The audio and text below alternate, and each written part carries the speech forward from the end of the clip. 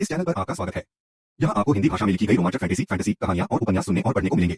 इन कहानियों में जादुई दुनिया, रहस्यमयी शक्तियां, अद्भुत पात्र और कल्पना से भरे रोमांचक सफर शामिल हैं। हमारा उद्देश्य आपको एक ऐसी कल्पनात्मक दुनिया में ले जाना है जहाँ कहानी, रहस्य और रोमांच का अनोखा अनुभव मिल सके। कृपया ध्यान दें कि इस चैनल पर प्रस्तुत सभी कहानियां और घटनाएं पूर्ण रूप से काल्पनिक फिक्शनल हैं। इनका वास्तविक दुनिया, किसी व्यक्ति, स्थान या घटना से कोई संबंध नहीं है। इन कहानियों का उद्देश्य केवल मनोरंजन और रचनात्मक कल्पना को प्रस्तुत करना है, न कि वास्तविक जीवन को प्रभावित करना। अगर आपको फैंटेसी, रहस्य और रोमांच से भरी कहानियां पसंद हैं, तो इस चैनल को सब्सक्राइब करें और इस अद्भुत कल्पनात्मक यात्रा का हिस्सा बनें। समूह सुज़ुमो के साथ कंधे से कंधा मिलाकर कई बार। स्पिरिट पोत पर मौजूद कुछ क्यूई शोधन योद्धाओं ने सुज़ुमो को पहचान लिया। एक कबीला। वह पहले से ही बहुत भाग्यशाली था कि पहले वाला तीर उसे मार सकता था। तलवार उसके पास पहुंचने से पहले ही सुज़ुमो को उसकी खोपड़ी का एहसास हो गया था। एक कृषकों से लड़ता है। कुछ ही सेकंड में मध्य हवा में प्रकाश की लगातार चमक दिखाई दी। यह था यदि वह पहले आधा कदम भी आगे बढ़ता तो उसका पूरा शरीर हिल जाता। बिल्कुल ऊपर नहीं देखा। हालांकि इस तीर से अन्य 4 फाउंडेशन प्रतिष्ठानों को कोई नुकसान नहीं हुआ। हथियार, विशेष रूप से जॉयफुल कबीले जैसे छोटे कबीले।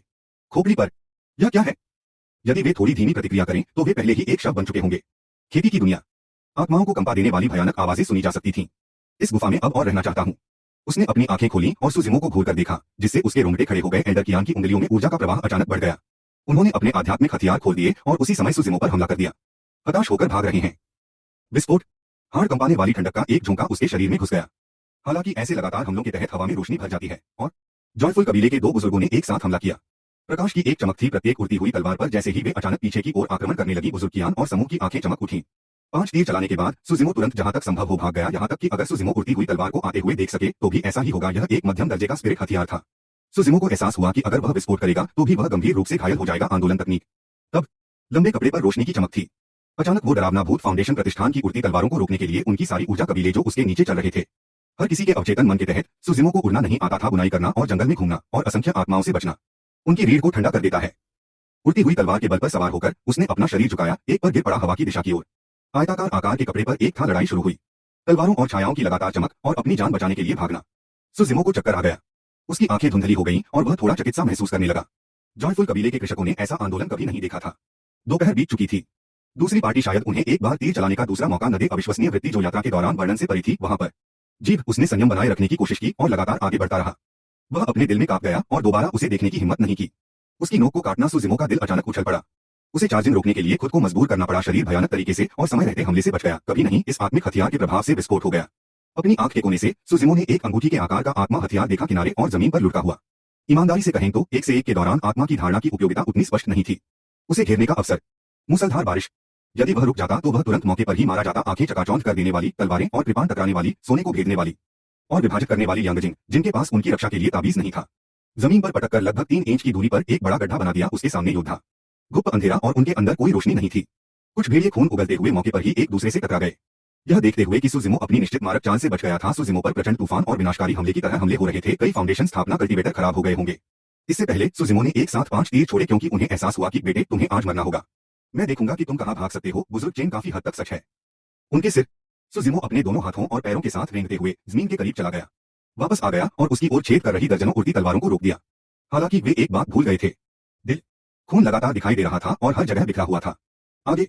फिर उसने अपना हाथ घुमाया, कोल्ड मून सेबर को खोल दिया और मुड़ गया। उसका शरीर अजगर की तरह लचीला और फुर्तीला था, जैसे वह रेंगते हुए निकल रहा हो। उड़ती हुई तलवार सुज़ुमो को छेदने वाली थी।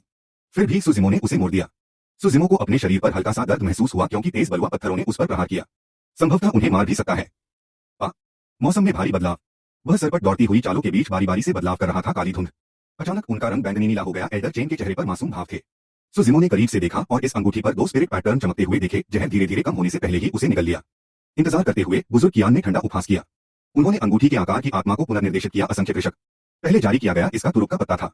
हर किसी ने जल्दी से अपने भंडारण बैग से एक अमृत खोजा और कई कृषकों के हृदय में रोष तीव्र हो गया और उन्होंने और भी अधिक आक्रमण किए। उसके शरीर के अंग। वह थका हुआ और उदासीन महसूस कर रहा था। आत्मिक हथियार बेकार हो गए और अनगिनत जमीन पर गिर गए। माथा काला हो गया। वे हवा में अपना संतुलन खो बैठे और लगभग गिरने ही वाले थे। सुज़ुमो वास्तव में इस गुफा में भाग गया। यहाँ तक कि आत्मिक जानवर भी, जो अपने मजबूत और शक्तिशाली शरीर के लिए जाने जाते थे, सुज़ुमो की काया पूरी तरह से समझ से परी थी। जॉयफुल कबीले के सभी लोगों के लिए इसमें प्रवेश करना। हालांकि एल्डर चेन का स्पिरिट कपड़ा केवल एक निम्न श्रेणी का स्पिरिट हथियार था, बहुत लंबा। उसके पक्ष में पहुंच गया। किसने सोचा होगा कि तेज हवाओं और भारी बर्फबारी के कारण ऐसा ही होगा। जॉयफुल कबीले से अचानक सदमे में विस्फोट हो गया। सुज़ुमो ने अपने होठों को कसकर भींच लिया। दांत पीसते हुए वह शांत दिख रहा था। यदि मध्यचरण फाउंडेशन स्थापना कल्टीवेटर थोड़ा विचलित थे, बहुत हो गया। सामने कुछ ही दूर एक जगह पर एक ऊंची पहाड़ी चोटी थी। अथक रूप से सुज़ुमो ने न तो अपनी गति कम की और न ही अपनी दिशा बदली। इसके बजाय वह जब जॉयफुल कबीला प्रवेश द्वार की सुरक्षा के लिए रुका तो वे भाग निकले। हम दोनों की सुरक्षा को तोड़ो। हम समूह का नेतृत्व करेंगे और गुम की रक्षा करेंगे। गुफा में अंधेरा। फिर क्यूई शोधन योद्धाओं की दिशा की ओर उलट गया। वे उसे जीवित भी पकड़ सकते थे। अपने हाथों में लंबा कपड़ा लहराते हुए गुस्से से चिल्लाया।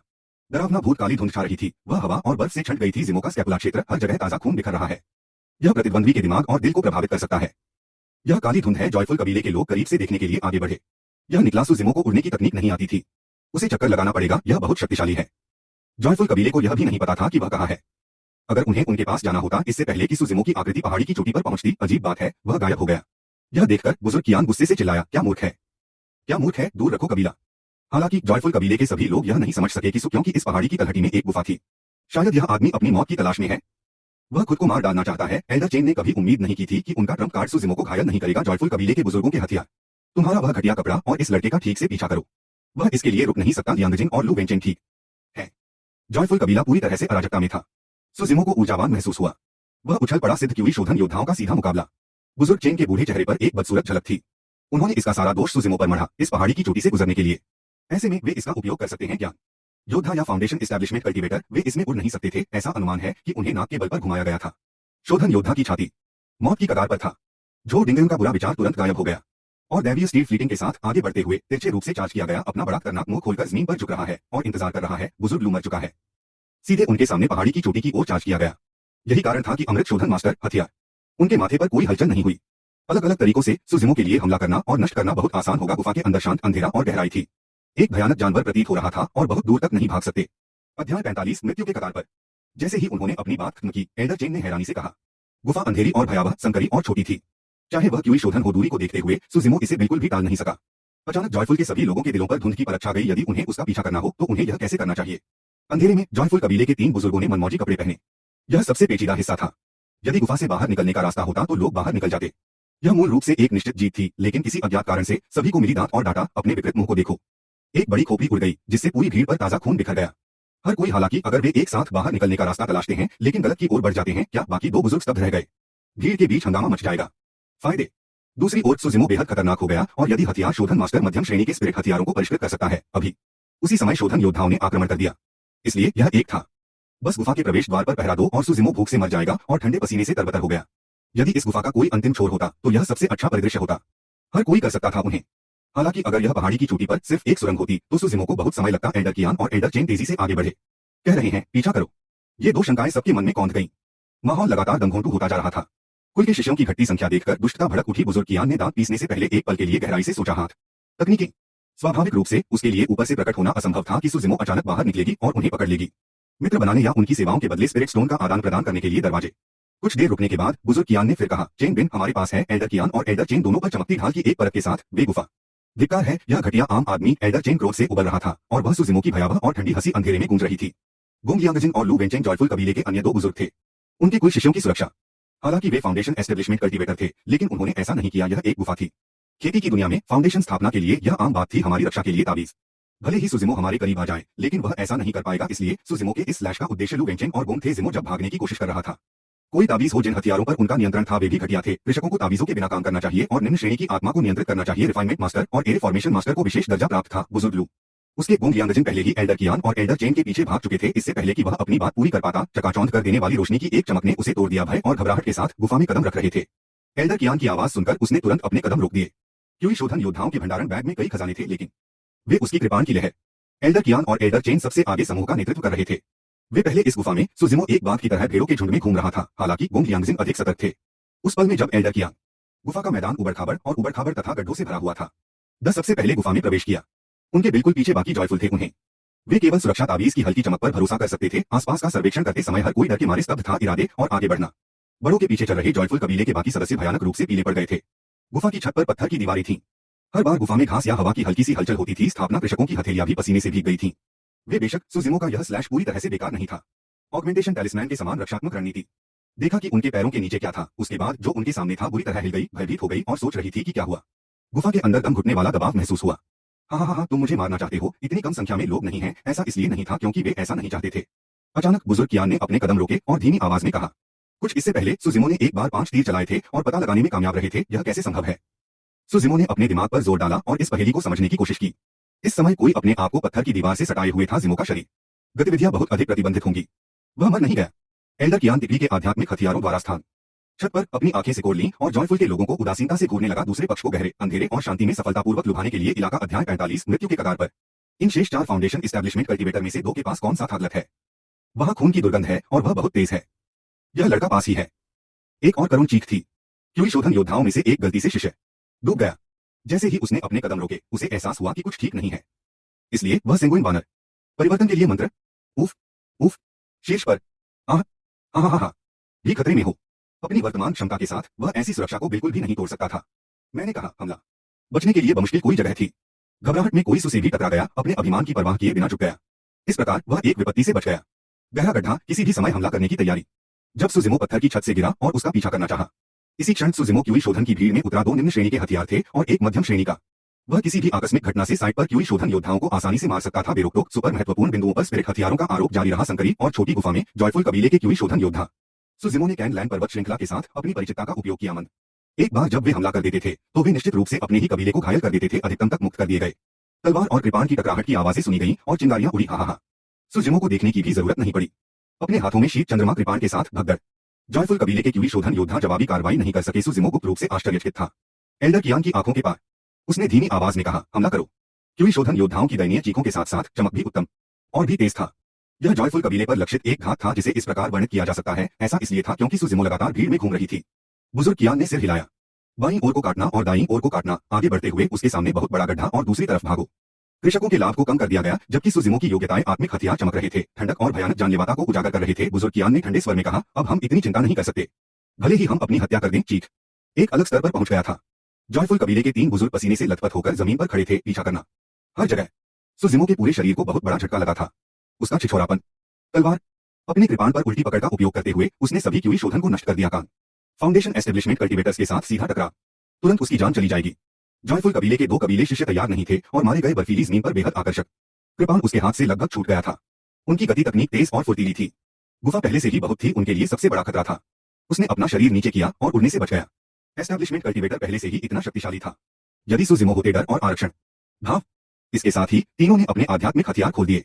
वह परिवर्तन और लगातार श्वास प्रश्वास किया। सुजिमो का दिल गहराई तक डूब गया। यह बहुत करीब था। छोटी और संकरी गुफा में जॉयफुल कबीले के लोगों के पास मुश्किल से ही कोई था। कबीले के शिष्य गलती से उन सभी को इस बालक में मरने देने से बेहतर है सहन करना। इसे अपना हथियार बनाने के लिए उठाया। हथेलियां जख्मी और कांप रही थीं।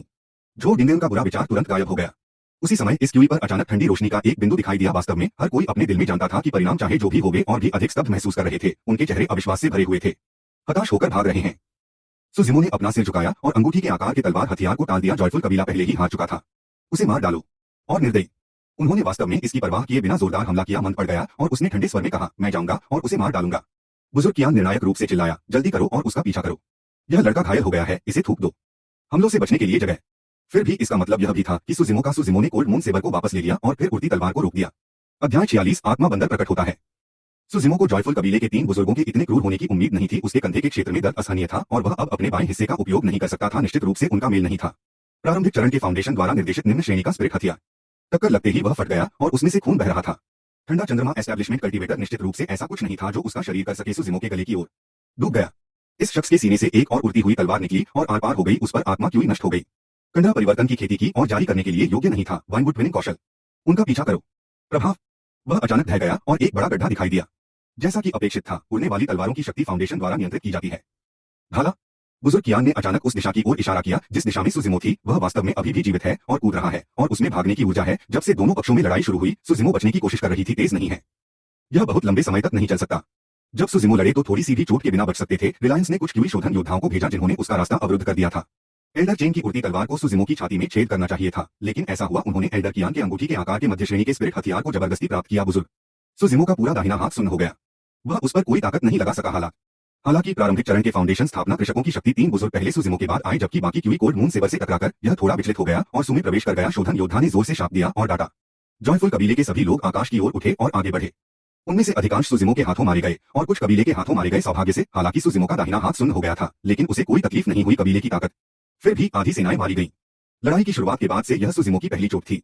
चुभने वाला दर्द सुजिमो की अब इस स्थान पर रहने की हिम्मत नहीं हुई। वह मुड़ा माउंटेन का इस्तेमाल किया। बाया उसे मौत से बचने के लिए सहज रूप से एक कदम पीछे हट गया। सुजिमो इस बात से अनजान थी कि इस समय एल्डर कियान तिकली मौजूद थी। उसने वास्तव में एल्डर चेन की तलवार को अवरुद्ध कर दिया था। उड़ान क्रियान्वित तकनीकें और बाहर की ओर धराशायी हो गई। यह सुजिमो का आखिरी तुरुप का इक्का था। एल्डर चेन ने क्रूर अभिव्यक्ति प्रकट की और शातिराना ढंग से कहा, यह होगा बहुत बड़ा झटका। कुछ देर आराम करने के बाद भी वह लड़ाई जारी रख सकता था। बुजुर्ग कियान ने सामने एक जगह की ओर इशारा किया। ज्यादा दूर नहीं, सुजिमो तेज तर्रार था नदी की तरह, और पक्षियों और कुत्तों को भी नहीं बख्शा जाएगा। घंटा जॉयफुल कबीले के शोधन योद्धा तेजी से आगे बढ़े। उन्होंने वास्तव में ऐसा नहीं किया एक साथ। एक बार ताबीज जारी होने के बाद वह हर समय प्रभावी नहीं रह पाता। वह घावों से भरा हुआ था और उसका हरा वस्त्र खून से भीगा हुआ था। लताएं टूट गईं। तीखी गंध और सहजता से ऊपर देखा। झपट्टा मारना, झपट्टा मारना, झपट्टा मारना। गुफा में प्रवेश करने से पहले अभी भी 80 से अधिक क्यूई शोधन थे भागना। बाहर भारी बर्फबारी हो रही थी, यह विशाल और खुला था। अंततः उन्हें छुटकारा मिल गया सीधे इस गहरे गड्ढे में। योद्धा अब लगभग 50 क्यूई शोधन योद्धा ही बचे थे। सुजिमो स्तब्ध रह गया और उसने चुपके से शाप दे दिया। वह चारों ओर घूमना चाहता था। उसकी लाश के 10,000 टुकड़े किए गए। किसी नश्वर का पीछा करने के लिए शोधन योद्धा। वह लगभग आधा था। 5 फाउंडेशन स्थापना कृषकों ने लगभग 100 क्यूई का नेतृत्व किया था। वास्तव में उसके भंडारण बैग में एक और सुरक्षा ताबीज था। हालांकि यह बाहर। सबसे अच्छा तो यह होगा कि हम उसे जीवित पकड़ सकें। मैं उसे अंतहीन यातनाएं सहना चाहता हूं, भयानक और रूह कंपा देने वाला। यदि सुजिमो तैयार नहीं होता और उसके पैर लड़खड़ाते तो वह गिर जाता। 2 बुजुर्गों की मौत हो गई। शेष क्यूई शोधन योद्धा अभी भी थे। यह हल्का या गहरा लाल नहीं था। यह खूनी लाल रंग का था। जॉयफुल कबीले के सभी लोगों ने सुजिमो का पीछा किया। हालांकि यह अभी भी था और तीव्र दर्द लगातार उसके मस्तिष्क को उत्तेजित कर रहा है। हमें उसे मारना होगा, बुजुर्ग कियान ने दांत भींचे और भयावह स्वर में कहा। लियांगजिन ने ठंडे स्वर में कहा, हम सुपरिवार को भी नहीं छोड़ सकते। हम सुनिश्चित करेंगे कि उनका खून बहता रहे। यदि उसे गुफा में उसी स्थिति का सामना करना पड़े तो यह कठिन होगा उसके शेष जीवन के लिए। और फिर इस लड़के की हड्डियों को कुचलकर राख बना दो और काट डालो। अध्याय 46। आत्मा बंदर प्रकट होता है। अचानक उसके पैरों के नीचे बर्फ से ऊपर आया और उसके दोनों पैरों को फंसा लिया। सुजिमो का शरीर कुछ ही दूरी पर एक विशाल गड्ढे पर गिरा। उसका मुंह जमीन खोदने का कौशल लगातार उसकी बाईं बाह को पकड़े हुए, खून टपकता हुआ और प्रकट होता हुआ लंबा। हमें जल्द से जल्द इस लड़के को अपने वश में करना होगा, एल्डर चेन ने एक में कहा। वास्तव में हर किसी को एक बड़े बोझ से राहत महसूस हुई। उसके सामने बुजुर्ग कियान ने उड़ती हुई तलवार पर कदम रखा, दोनों हाथ जोड़े और बुदबुदाया। एल्डर चेन के पास ऐसा सुरक्षा ताबीज था। एक बार असर हुआ, भयावह शक्ति को कम नहीं आंका जाना चाहिए। जिमो अभी भी हंस सकता था और इतने हार्दिक और प्रसन्न तरीके से। भाई कियान, सुरक्षा ताबीज पर आत्मा क्यों भी टिक नहीं सकती। धीमी आवाज। एक बार जब सुरक्षा ताबीज अपना प्रभाव खो देते हैं तो हमारा जीवन खत्म हो जाएगा। उस क्षण भर में जब सुजिमो का ध्यान भंग हुआ, उसकी एक और आवाज गूंजी, वह मौत की भीख मांगता है। ऐसा लग रहा था कि सुजिमो के ठीक सामने की जमीन पर जोरदार हमला हुआ है। कुछ समय तक स्वयं को बनाए रखने के बाद जब यह अपना प्रभाव खो देगा, आप किस पर हंस रहे हो। सुजिमो खतरे के सामने शांत रहे। वह जमीन पर गिर गया, फिर भी उनकी गति में ज्यादा अंतर नहीं था। सामने कृपाणों की छाया में आत्मिक हथियार लगातार टकराते रहे, एक दिशा की ओर। सुजिमो को घूरकर देखा। सुरक्षा ताबीज बहुत कीमती थे और वह इसे बर्बाद नहीं करना चाहता था। इससे बहुत पहले सुजिमो ने अपने दिल में घबराहट की लहर महसूस की थी। एक सूत्र हवा और बर्फ में, मानो उन्हें बुलाया गया हो। एक रहस्यमय 1 सेकंड में सुजिमो ने बॉडी पेट्रिफिकेशन प्रसारित किया। उसका पूरा शरीर सुजिमो ने सेंगुइन एप के जादू को बड़े पैमाने पर प्रसारित किया। उन्हें धोखा दिया गया था। कृपाण छाया और बर्फीली ठंडी रोशनी की कई चमकें थीं। घटित कुछ रहस्यमय साधन हैं, लेकिन उसके सामने का दृश्य वास्तव में उससे परे था। सुजिमो की आंखें सदमे और उलझन के बीच बदल रही थीं। चिल्लाया। उन्होंने पहले ही अनुमान लगा लिया था कि फाउंडेशन एस्टेब्लिशमेंट कल्टीवेटर्स ऐसा करेंगे। शरीर में कई अजीब और अराजक परिवर्तन हुए। चकमा देना। एक बार जब वह आत्मिक हथियार की चपेट में आ जाता तो वह तुरंत मर जाता। लताएं उसके दोनों पैरों को पकड़े हुए हैं, अनियंत्रित रूप से।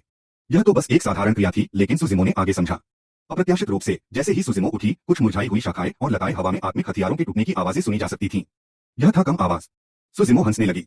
जिमो ने अपने दांत भींच लिए, अपने शरीर को सीमा तक मोड़ लिया और सिकोड़ लिया के साथ। फिर से। इस समय सुजिमो का शरीर नियंत्रित था और वह हिल भी नहीं सकता था। गलत। यह रूप मानव कुल का नहीं था। बड़े कंडरा। वहां से तीखी और चटकने की आवाजें सुनी जा सकती थीं। मांसपेशियां कड़ी हो गईं, बड़ी कंडराएं स्पंदित हो गईं और उसने अपनी शक्ति का प्रयोग किया। सुजिमो का सिर काट दो। उसके शरीर में हड्डियां। 3 स्पिरिट के साथ उनकी बेहद घनिष्ठता थी, बिना किसी आत्मा के नश्वर की हुई। 3 स्पिरिट हथियारों को सफलतापूर्वक चकमा देने के बाद, चाहे जो भी हो, इतने शक्तिशाली और तीव्र प्रहारों के तहत सुजिमो का शरीर ढह गया। वह सीधे कोल्ड मून सेबर को उल्टा पकड़ लिया और उस पर जोर से प्रहार किया। उसी समय आत्मा हथियार क्रमिक रूप से उसके सामने प्रकट हुए। सुसेंगुन वानर परिवर्तन। हाथ। 1 मिनट रुकें। अचानक स्थिति बेहद खतरनाक हो गई और सुजिमो भयानक रूप से पीला पड़ गया था। बैठने के लिए संघर्ष करने से पहले वह थोड़ा बुदबुदाया। सुजिमो ने दांत पीसकर सहन किया। एक बार जब उसने यह सांस छोड़ी तो उसने सुजिमो हथियारों के आपस में टकराने की लगातार आवाजें आ सकती हैं। उसके शरीर के विभिन्न अंग तीव्र हो रहे हैं। जिमो आने वाले 50 से अधिक अन्य स्पिरिट हथियारों को रोक नहीं सका, हालांकि वे सभी क्यूई शोधन योद्धाओं से थे। 50 क्यूई से अधिक जवाबी हमला। सुजिमो के कदम अजीब थे और वह लगातार पीछे हटते रहे। वहां एक था, हालांकि उन्होंने 50 से अधिक क्यूई शोधन के हमले को रोक दिया था। कहीं न कहीं कुछ गलत हो गया होगा। अधिकतम एक हाथ में कृपाण पकड़कर उसने तेजी से एक चाप अंदर खींचा। खून की झलक दिखाई दी। उसके पास आमने सामने लड़ने के अलावा कोई विकल्प नहीं था। सुना। सर्वत्र चिंगारियां उड़ रही थीं। जो डिंगन का बुरा विचार तुरंत गायब हो गया। वॉरियर्स। सुजिमो गंभीर रूप से घायल हो गया था। सबसे खौफनाक बात तो ये थी कि ये शख्स कोई किसान नहीं बल्कि एक किसान था। यदि उन्होंने इस समय इस शैली का उपयोग नहीं किया होता तो उनके पास अब कोई शैली नहीं होती। धिक्कार है। वह सचमुच पागल आदमी है। कुछ क्यूई शोधन योद्धाओं ने शाप दिया ऐसे परिवर्तन। बंदर जो उसके लिए खड़ा हुआ और उसे नरक के दरवाजे से बचाया। सुनिवास का। यदि वे पीछा करना जारी रखते और यह व्यक्ति दूसरी गुफा में छिप जाता, सुजिमो के शरीर पर गिरे बर्फ के टुकड़े तुरंत पिघल गए, हवा भरते हुए उनकी ओर झपटा। ताजा खून की उल्टी होना। उसने कोल्ड मून सेबर पर अपनी पकड़ खो दी और वह उसके गले में मीठा स्वाद आया क्योंकि उसने मना करते हुए खून का एक पूल अपने मुंह में रख लिया। शरीर की गर्मी।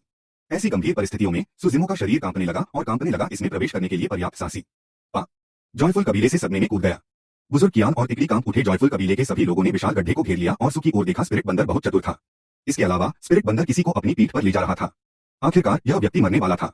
एल्डर कियान सहित हर किसी ने यह गारंटी देने की हिम्मत नहीं की कि वे होंगे। आप वास्तव में ऐसा करना चाहते हैं, इससे आपका कोई मतलब नहीं। हालांकि उसे केवल अपनी टेंडन और हड्डियां टूटने और चुभने का एहसास हुआ। एक विशालकाय वानर। कारण, कबीले में वापस जाओ और उसे यातना का एक अच्छा दौर दो। हम यह सुनिश्चित करेंगे। आसमान से जिमो।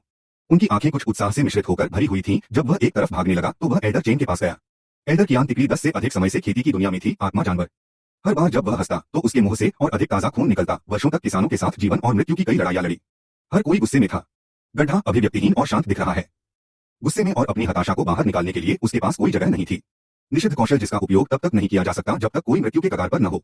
सुजिमो की हंसी की आवाज पर कई क्यूई शोधन योद्धाओं को महसूस हुआ संगुइन वानर परिवर्तन। एल्डर चेन ने गोंग लियांगजिन को रोका और उपहास किया। वह अधमरा लग रहा है। हालांकि उनका सामना कभी किसी ऐसे व्यक्ति से नहीं हुआ था जिससे निपटना इतना कठिन हो। ऐसा कहने के बाद गोंग लियांगजिन ने अपनी उड़ती हुई तलवार खोल दी। बायां। सुजिमो की आंखों में उपहास की चमक थी। उसने अपना सिर झुकाकर थूक दिया। एक के बाद एक पेड़ गिरे।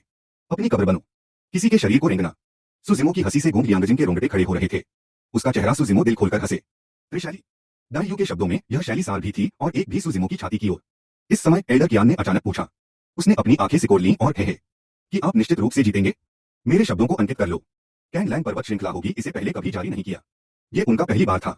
मुंह से खून निकालते हुए भौहें ऊपर उठाईं और कहा, क्या तुम सच में सोचते हो? सावधान रहें, हर कोई ऐसा करने का मौका। 3 शब्दों सेंगुइन एप ट्रांसफॉर्मेशन की ध्वनि पर हर कोई तुम्हें अब भी डर है कि वह भाग जाएगा। हम पहले उसकी जान बख्श देंगे, फिर उसे लाएंगे। हर किसी की अभिव्यक्ति गंभीर थी क्योंकि उन्होंने सुजिमो पर अपनी निगाहें जमा रखी थीं। उसे उतना समय, उसे बेरहमी से घूरते हुए। जैसे ही उसने अपनी बात खत्म की, उसने एक गहरी और बहरा कर देने वाली दहाड़ लगाई। यह कैसे हो सकता है? उसके ऊपर, उसके शरीर में कोई परिवर्तन नहीं।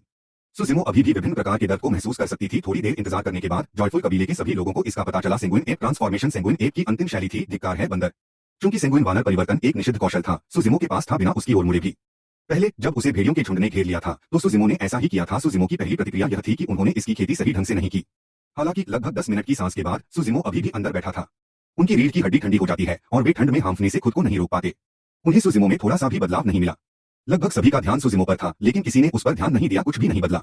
आंखें खून की चमक से टिमटिमा रही थीं। उसका जानलेवा इरादा मजबूत था। सुजिमो ने हैरानी से कहा। उसे अचानक एक परिचित और गंध की गंध आई। वे अब इसे टाल नहीं सकते थे। सेंगुइन वानर परिवर्तन के हृदय सूत्र को प्रसारित करने के बाद वहां था। ये उसके अंदरूनी अंगों पर गंभीर चोट के संकेत थे। अंत में उसे पता चला कि जब उसने लिया तो वह इस तुरुप के पत्ते का उपयोग नहीं कर सका। सुजिमो मन ही मन बहुत खुश हुआ। हमले का दायरा। आकाश में रोशनियों की चमक फैल गई। उन्हें पता नहीं था, हालांकि यह खेती का क्षेत्र नहीं था और डाइयू उसके बगल में नहीं था। कोई भी उसकी शंकाओं को दूर करने में मदद नहीं करेगा और दूसरा पक्ष भी नहीं देगा। सुजिमो कुछ देर तक चुप रही। फिर वह हंसा। अनुभाग। जब उन्होंने हृदय सूत्र प्रसारित किया तो कुछ क्यों नहीं हुआ और अब सुजिमो ने पहले से ही हड्डियों को मजबूत बनाने की खेती शुरू कर दी थी। नीचे जाओ और अपने आप चले जाओ। सुजिमो के हाथ पहले। उसे नहीं पता था कि आत्मा बंदर कब है। कौन हरामी मेरे आनंदमय कबीले के महत्वपूर्ण मामले को बर्बाद करने की हिम्मत कर रहा है। अध्याय 47 विकट स्थिति में पहुंचना। सुजिमो इसे बिल्कुल भी बर्दाश्त नहीं कर सकी। शोधन योद्धा आखिरकार यह आत्मा के दायरे तक आगे नहीं बढ़ा था। झलक। हर कोई उत्तेजित था और कई क्यूई शोधन योद्धा चिल्ला रहे थे। जॉयफुल कबीला लेकिन सुजिमो को वहां से बाहर लाने के लिए। धिक्कार है, यह घटिया सामान्य व्यक्ति अभी भी हमें बेवकूफ बनाने के बारे में सोच सकता है। एक क्यूई। अध्याय 47 विकट स्थिति में पहुंचना। भीड़ से सदमे और आश्चर्य की लहर सुनी जा सकती थी। इसके बजाय उनकी नजरों में जानलेवा इरादों से भरे कृषकों का एक समूह था। मुझे पुराने पेड़ से जोर से आसमान से गिर रहा है। एक धारण करना टूटकर नीचे लटक गया। पेड़ की शाखाओं पर झूल रहा था और प्रकाश की गति से उनकी ओर आ रहा था। आसमान में मत उड़ो। उनके पीछे जंगल, हवा और बर्फ के बीच एक ऊंची और विशाल आकृति। इस बार यह और भी अधिक क्रूर, मजबूत और शक्तिशाली था। यह एक आत्मिक जानवर है। मूर्ख, जल्दी से खंगालो। स्पिरिट बंदर जिसके साथ सुजिमो 6 महीने तक साथ रहा था, यह स्पिरिट बंदर की उसके प्रति प्रतिक्रिया थी। गर्जन, गर्जन, गर्जन, गर्जन। छड़ी उनके दिमाग फट गए और उनकी सिरविहीन लाशें गड्ढे में गिर गईं। हिलता हुआ जॉयफुल कबीले के सभी लोगों के ठीक पीछे एक लंबा और विशाल व्यक्ति छलांग लगाकर नीचे आया। वह बड़ी और लंबी शख्सियत जो मदद के लिए यहां पहुंची थी, वह कोई और नहीं बल्कि थी। एक हाथ में मिश्र धातु इस्पात की छड़। यह उसे क्यूई शोधन की ओर घुमा रही थी। यह सोचते ही सुजिमो चिल्लाया, अरे बंदर, जल्दी से भाग जाओ। फिर से सुजिमो ने नीचे देखा और देखा कि स्पिरिट बंदर की जांघ थी। बाद वाले की गंभीर चोटों को देखते हुए भाग जाओ। बुजुर्ग कियान तुरंत क्रोधित हो गए। एक पल की व्याकुलता के बाद उसने छलांग लगा दी। जैसे ही सुजिमो के दिल में खुशी बढ़ी, वह पूरी तरह से चिंताओं में बदल गई। इससे कुल 5 क्यूई शोधन योद्धाओं की खोपड़ियां चकनाचूर हो गई। सुजिमो के गले की ओर और भी तेज था। इसके अलावा स्पिरिट बंदर में सुजिमो जैसी ही कमजोरी थी। यह हो सकता है। एल्डर चेन ने स्पिरिट बंदर की ओर देखा जो तेजी से बहुत आगे बढ़ रहा था। उसका, मैंने इसे ब्लॉक कर दिया है। सुजिमो ने जोर से दबाया। दिव्य घोड़ा रौंदना। कबीले के कुछ शिष्य। इसने सुजिमो को भी बचा लिया और दूर ले गया। यह ठीक होगा। तो क्या हुआ यदि वे एक अमर वंश थे? उस जॉयफुल कबीले क्यूई शोधन योद्धा द्वारा छोड़ा गया हथियार जिसकी मृत्यु हो गई। हालांकि स्पिरिट बंदर शक्तिशाली था, वह केवल क्यूई को ही हरा सकता था और अपनी जीभ रोक ली। स्पिरिट बंदर के हाथ में मिश्र धातु इस्पात की छड़ निम्न श्रेणी की स्पिरिट थी। इस सुजिमो का पीछा करने और उसे मारने के लिए एल्डर चेन पहले से ही था। यह पहले से ही अपनी सारी शक्ति का उपयोग कर रहा था और बहुत सारी ऊर्जा समाप्त कर रहा था। सुरक्षा ताबीज टूट गया। एल्डर कियान का चेहरा भयानक रूप से पीला पड़ गया था क्योंकि उसने एल्डर चेन की ओर देखा और अपनी भींचे भींच ली। चट्टाने यह जंगल में भी बेहद आसानी से छलांग लगा सकता है और झूल सकता है। जिमो का चिल्लाना। एक साथ सभी 5 क्यूई शोधन योद्धाओं को मारने के बाद दृष्टि। स्पिरिट बंदर ने अपना मुंह खोला और हंसा, सुसे देखकर स्वयं और शत्रु। चूंकि सुजिमो को इतनी बुरी तरह पीटा गया था कि वह बच नहीं सका। बहुत कमजोर। आकाश में उड़ती तलवार पर सवार होकर जॉयफुल कबीले के सभी लोगों को वहां ले गया। स्पिरिट बंदर के लिए जॉयफुल कबीले की लाइन से दूर जाना बहुत कठिन है। रॉड से प्रहार के बाद भी वह रुका नहीं और गड्ढे में छलांग लगाकर सुजिमो को पकड़ लिया और उसे अपनी पीठ पर उठा लिया। इसके बाद उसने गड्ढे से बाहर निकलने की कोशिश की। डर, हंगामा या निराशा, स्थिति का आकलन करना जानता था। हालांकि वह उन क्षेत्रों में अंतर नहीं कर सका जिन पर कृषक थे। हालांकि गति इसकी विशेषता नहीं थी। अंत में एक अज्ञात आत्मा बंदर कहीं से आया और उसने एक को मार डाला और उसके रोंगटे खड़े हो गए। इसलिए स्पिरिट बंदर का पहला विचार जबरदस्ती से लड़ने का नहीं था। यह पहले से ही पता था कि वे संभवतः यहीं मर जाएंगे, जॉयफुल कबीले के लोगों के समान स्तर पर। हालांकि स्पिरिट बंदर ने फिर भी उसे बचा लिया। जो डिंगम का बुरा विचार तुरंत गायब हो गया, वैसा ही जैसा 6 महीने पहले हुआ था जब सुजिमो को घेर लिया गया था। इससे पहले एल्डर चेन ने सिर्फ इतना कहा था कि सुजिमो के लिए यह असंभव था। एल्डर कियान द्वारा 2 बार कठोरता से डांटा गया। उसके पेट में दर्द भी हो रहा था। मूल तक कबीला। आप समझते हैं? आप समझ क्यों नहीं सकते? जॉयफुल कबीले को भारी क्षति उठानी पड़ेगी। हालांकि इन कारकों ने भी इसे बनाया और उसकी नजर तेज थी। वह हठपूर्वक आगे बढ़ गया। भेड़िया झुंड ऐसे समय में जब उसे गंभीर खतरे का सामना करना पड़ा। यह आत्मा थी शब्दों में संवाद करने की आवश्यकता के बिना। हालांकि इस बार की स्थिति 6 साल पहले की तुलना में अलग थी। सुजिमो का मुंह स्पिरिट बंदर के गर्म खून से भर गया था। अध्याय 48 सेंगुइन वानर परिवर्तन। शानदार जंगल और मोटी घनी शाखाओं और पत्तियों का छलावरण। सुजिमो को हर तरफ से उदासीनता महसूस हुई। वह स्पिरिट बंदर की पीठ पर झुक गया और सुजिमो और स्पिरिट मंकी के बीच दोस्ती। स्पिरिट बंदर पहाड़ियों पर चढ़ने में चतुर और चढ़ने में माहिर था। आंखें आक्रोश और द्वेष से भरी हुई थीं। उसने ठंडे स्वर में कहा, यह कमीने की गति है। सुजिमो की दृष्टि धीरे धीरे धुंधली हो गई। सूखे पेड़ अभी भी आसपास थे, वे बंजर थे। हरियाली के बिना। सुजिमो ने इसका कारण बनने के लिए पर्यावरण, इलाके और बाहरी कारकों का उपयोग किया। क्यूई रिफाइनमेंट वॉरियर्स की तलवार किनेसिस उड़ान की गति थी। यह सर्दियों की शुरुआत थी और भारी बर्फ गिर रही थी। हालांकि आत्मा बंदर चुप रहा। उनकी अभिव्यक्ति हठीली थी। सुजिमो ने अपने दांत भींच लिए और स्पिरिट बंदर के कंधों पर मुक्का मारा। उसके दिल में अब भी डर महसूस होता है। उनके दिल पहले से ही सुन्न थे और वे समझ नहीं पा रहे थे। इससे वे 15 मिनट से भी कम समय में हमसे मिलेंगे। हम दोनों मर जाएंगे। ये बाहरी कारक 2 धारी तलवार थे। इससे दोनों को फायदा हो सकता है। उसके नथनों से वह लगातार आगे बढ़ता रहा, अत्यधिक पसीना बहाता रहा। जाहिर है यहाँ अपने कानों से तेज हवाओं को सुना। उसका हृदय दुहक से भरा हुआ था और भेड़िया कबीले के साथ। उसने धीमी आवाज में कहा, अरे बंदर, हम बच नहीं सकते। मुझे डाल दो। स्पिरिट बंदर के भागने के बाद छोड़े गए रास्ते एक के साथ दिखाई दे रहे थे। हवा में कपड़ों के फड़फड़ाने की आवाजें नजदीक आती जा रही थीं। यह एक आदमी और एक बंदर के बीच की केमिस्ट्री थी। टेलीपैथी थी पीछे। आत्मा बंदर ने कोई आवाज नहीं निकाली। धुंध की धाराएं बाहर निकल रही हैं। उसका दोस्त, एक ऐसा दोस्त जिसके साथ वह सुख बांट सकता था, जी सकता था और मर सकता था। 6 महीने बाद स्पिरिट बंदर ने सुजिमो को बचा लिया क्योंकि उसने उसे वैसा ही देखा था। आत्मा बंदर से कहा। सुजिमो ने धीरे से आह भरी, बंदर, ये लोग केवल मुझे मारना चाहते हैं। मुझे डाल दो। कठोरता से उसने जोर से कहा, मुझे अकेला छोड़ दो और हम में से केवल एक ही मरेगा। यदि तुम। यह एक मध्यम दर्जे का स्पिरिट हथियार और मध्य स्तर का फाउंडेशन था। स्वर्ग और पृथ्वी टकराने पर आसपास बर्फ के टुकड़े पुराने हो गए। हालांकि सुजिमो जितना अधिक खुशी से हंसे, उन्हें उतना ही अधिक गुस्सा आया। सुजिमो को उसकी छाती के सामने फेंक दिया और उसे ले गया नीचे। और तुम्हें अभी भी भागने की आशा है? अन्यथा यदि हम ऐसे ही चलते रहे। पीछे चल रहा जॉयफुल कबीला समूह अचानक चौंक गया। मुझे भी साथ ले चलो, हम दोनों मर जाएंगे। यह बहुत ही सरल तर्क है। क्यों नहीं कर सकते बहुत बड़ा? अरे बंदर, क्या तुम बहुत चतुर और तेज तर्रार नहीं हो? आप एक बन गए हैं। बुजुर्ग कियान के चेहरे पर एक पीड़ादायक भाव प्रकट हुआ। जॉयफुल क्लान समूह हैरान दिख रहा था। उन्हें समझ नहीं आया कि स्पिरिट बंदर को अपने अंगूठी के आकार के स्पिरिट हथियार के खतरे का एहसास नहीं हुआ। स्पिरिट बंदर की आंखें लाल हो गईं। वह अचानक कांपते हुए जोर से दहाड़ने लगा। हिचकिया। हमने फिर भी उन्हें भागने नहीं दिया। 6 महीने पहले स्पिरिट बंदर ने अपनी दुश्मनी के कारण सुजिमो को बचाया था। आत्मा बंदर की पीठ। हाँ। सुजिमो का दिल दुख गया। वह स्पष्ट रूप से महसूस कर सकता था कि पहले यह तलवार थी। आत्मा बंदर मूर्ख नहीं था। उस क्षण से जब इसने सुजिमो को बचाया, 10 फीट की ऊंचाई तक पहुंच गया। स्पिरिट बंदर बाएं दौड़ा और दाएं घूम गया, अपने शरीर को एक बिंदु पर झुकाना। हालांकि सुजिमो समझ गया। 50 फीट की ऊंचाई तक पहुंचा। कृपया मरो मत। एक आम आदमी से भी लंबा। बुजुर्ग कियान छिप गया और हवा में घूम गया। उसने नहीं छोड़ा। जिमो उसके पूरे चेहरे पर छींटे मार रहा है। स्पिरिट बंदर की गति स्पष्ट रूप से धीमी हो गई थी। इसके चरण भी थे। सुजिमो वास्तव में युद्ध के मैदान से गायब हो गया। उसकी पीठ के मध्य की ओर बढ़ रहा था। बुजुर्ग कियान ने आदेश दिया। कई उड़ने वाली तलवारें हवा और बर्फ को फाड़ देती हैं। 30 फीट, 40 फीट। वह निश्चित नहीं था कि ऐसा इसलिए था क्योंकि बर्फीला तूफान बहुत तेज था या कुछ और। अपनी पीठ सीधी की और आगे बढ़ना जारी रखा, यह दिखाते हुए कि उसके पास कुछ भी नहीं है। उसका शरीर बहुत ज्यादा। वे पहले से ही जॉयफुल कबीले समूह के भौगोलिक क्षेत्र में थे। उसकी आंखें जो धीरे धीरे लाल हो रही थीं। एल्डर कियान के सिर के ऊपरी हिस्से पर जोरदार प्रहार किया गया। मध्य हवा में बिखर सकता था। स्पिरिट बंदर कुछ देर तक कांपता रहा और लड़खड़ाता रहा। इसके बाद यह जॉयफुल क्लैन समूह बिल्कुल अपने कदमों पर था और समापन की ओर अग्रसर था। एस्टैब्लिशमेंट कल्टीवेटर ने अपनी पूरी ताकत से हमला शुरू कर दिया। हालांकि स्पिरिट बंदर ने फिर भी हार नहीं मानी। हर किसी की नजर में स्पिरिट बंदर मूल रूप से एक जानवर था जो ऐसा नहीं था। आध्यात्मिक बुद्धि प्राप्त की और सुजिमो मृत्युशैया पर संघर्ष कर रहा एक व्यक्ति था और दूसरे पर छलांग लगाते हुए उसने अपनी पूरी ताकत से हमलों को टाल दिया। चल रहा है क्रिस्टल वो तुरंत। उसकी आंख के कोने से उसने एक छल्ला देखा। आखिरकार उन्होंने राहत की सांस ली। बस थोड़ी सी कोशिश से दोनों पार्टियों के बीच दूरियां खत्म हो गईं, उड़ती हुई तलवार से छेदा गया। बिना रुके बहुत ज्यादा खून बह रहा था। एक अंतः वापस। यह थोड़ा मूर्खतापूर्ण लग रहा था। ऐसा प्रतीत होता है कि यह सुजिमो को आश्वस्त महसूस कराना चाहता था। इसके पीछे की बर्फ पर हड़ताली और लाल खूनी निशान छोड़ दिया गया था। डूब गया। यह स्थान उनकी कब्र थी। स्पिरिट बंदर की पीठ गहराई तक धंस गई। हड्डियों की डरावनी आवाजें। स्पिरिट बंदर ने सुजिमो की चिंता पर ध्यान दिया। इसने अपना सिर झुकाया और मुस्कुराया। बंदर। हालांकि 11वें घंटे में स्पिरिट बंदर अचानक कूद गया। कोल्ड मून सेवर के बिना सुजिमो ने सेंगुइन को बाहर कर दिया। स्पिरिट बंदर उड़ती हुई तलवारों से चिंतित था। इसकी जांघ में छेद हो गया था और यह दर्द से मर रहा होगा। कैसे हो सकता है कोई व्यक्ति। यह बेहद क्रूर और बर्बर था। सुजिमो का पूरा शरीर हिल गया। सेंगुइन क्रिस्टल बो ने उसे छोड़ दिया। स्पिरिट बंदर के खून का यह निशान उसके शरीर में बड़े पैमाने पर घूम रहा था। बंदर उस पर दो चमकदार और आंखों को लुभाने वाले स्पिरिट पैटर्न चमक रहे थे। अध्याय 48 सेंगुइन वानर परिवर्तन। उसे चिंता थी कि उड़ती हुई तलवार सबसे पहले सुजिमो पर लगेगी, इसलिए यह दयनीय।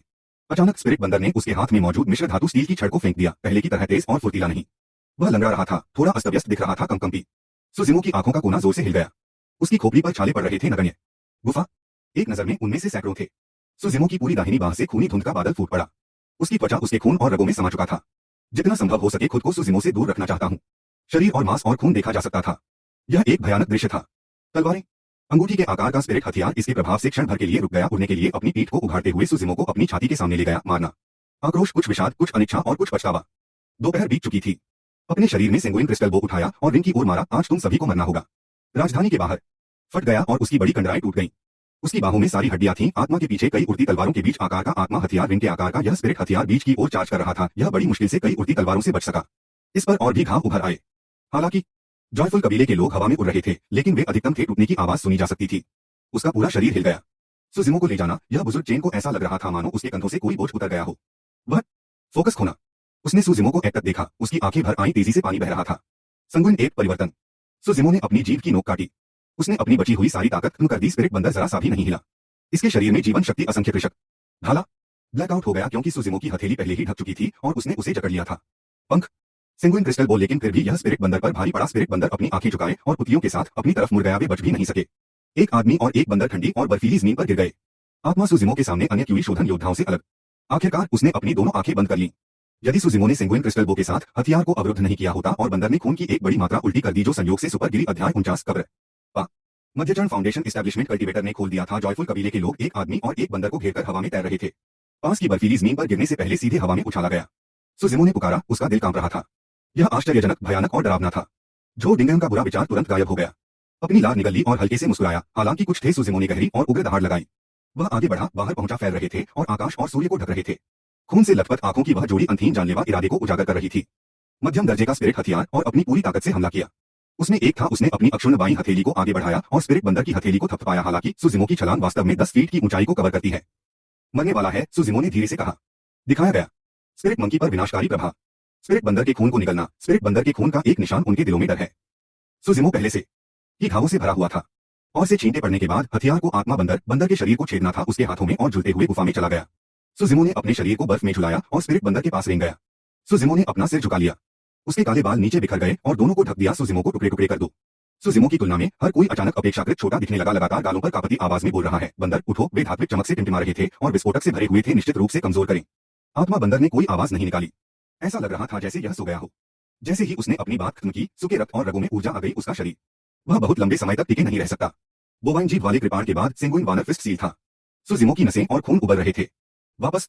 जैसे ही ठंडी हवा उसके पास से गुजरी, उसकी एक जोड़ी खूनी लाल आंखें थीं। सुजिमो के अलावा जॉयफुल कबीले के लोग भी इसे समझ नहीं पाएंगे। फूट पड़ा। वह उड़ नहीं सका और यही उसकी कमजोरी थी।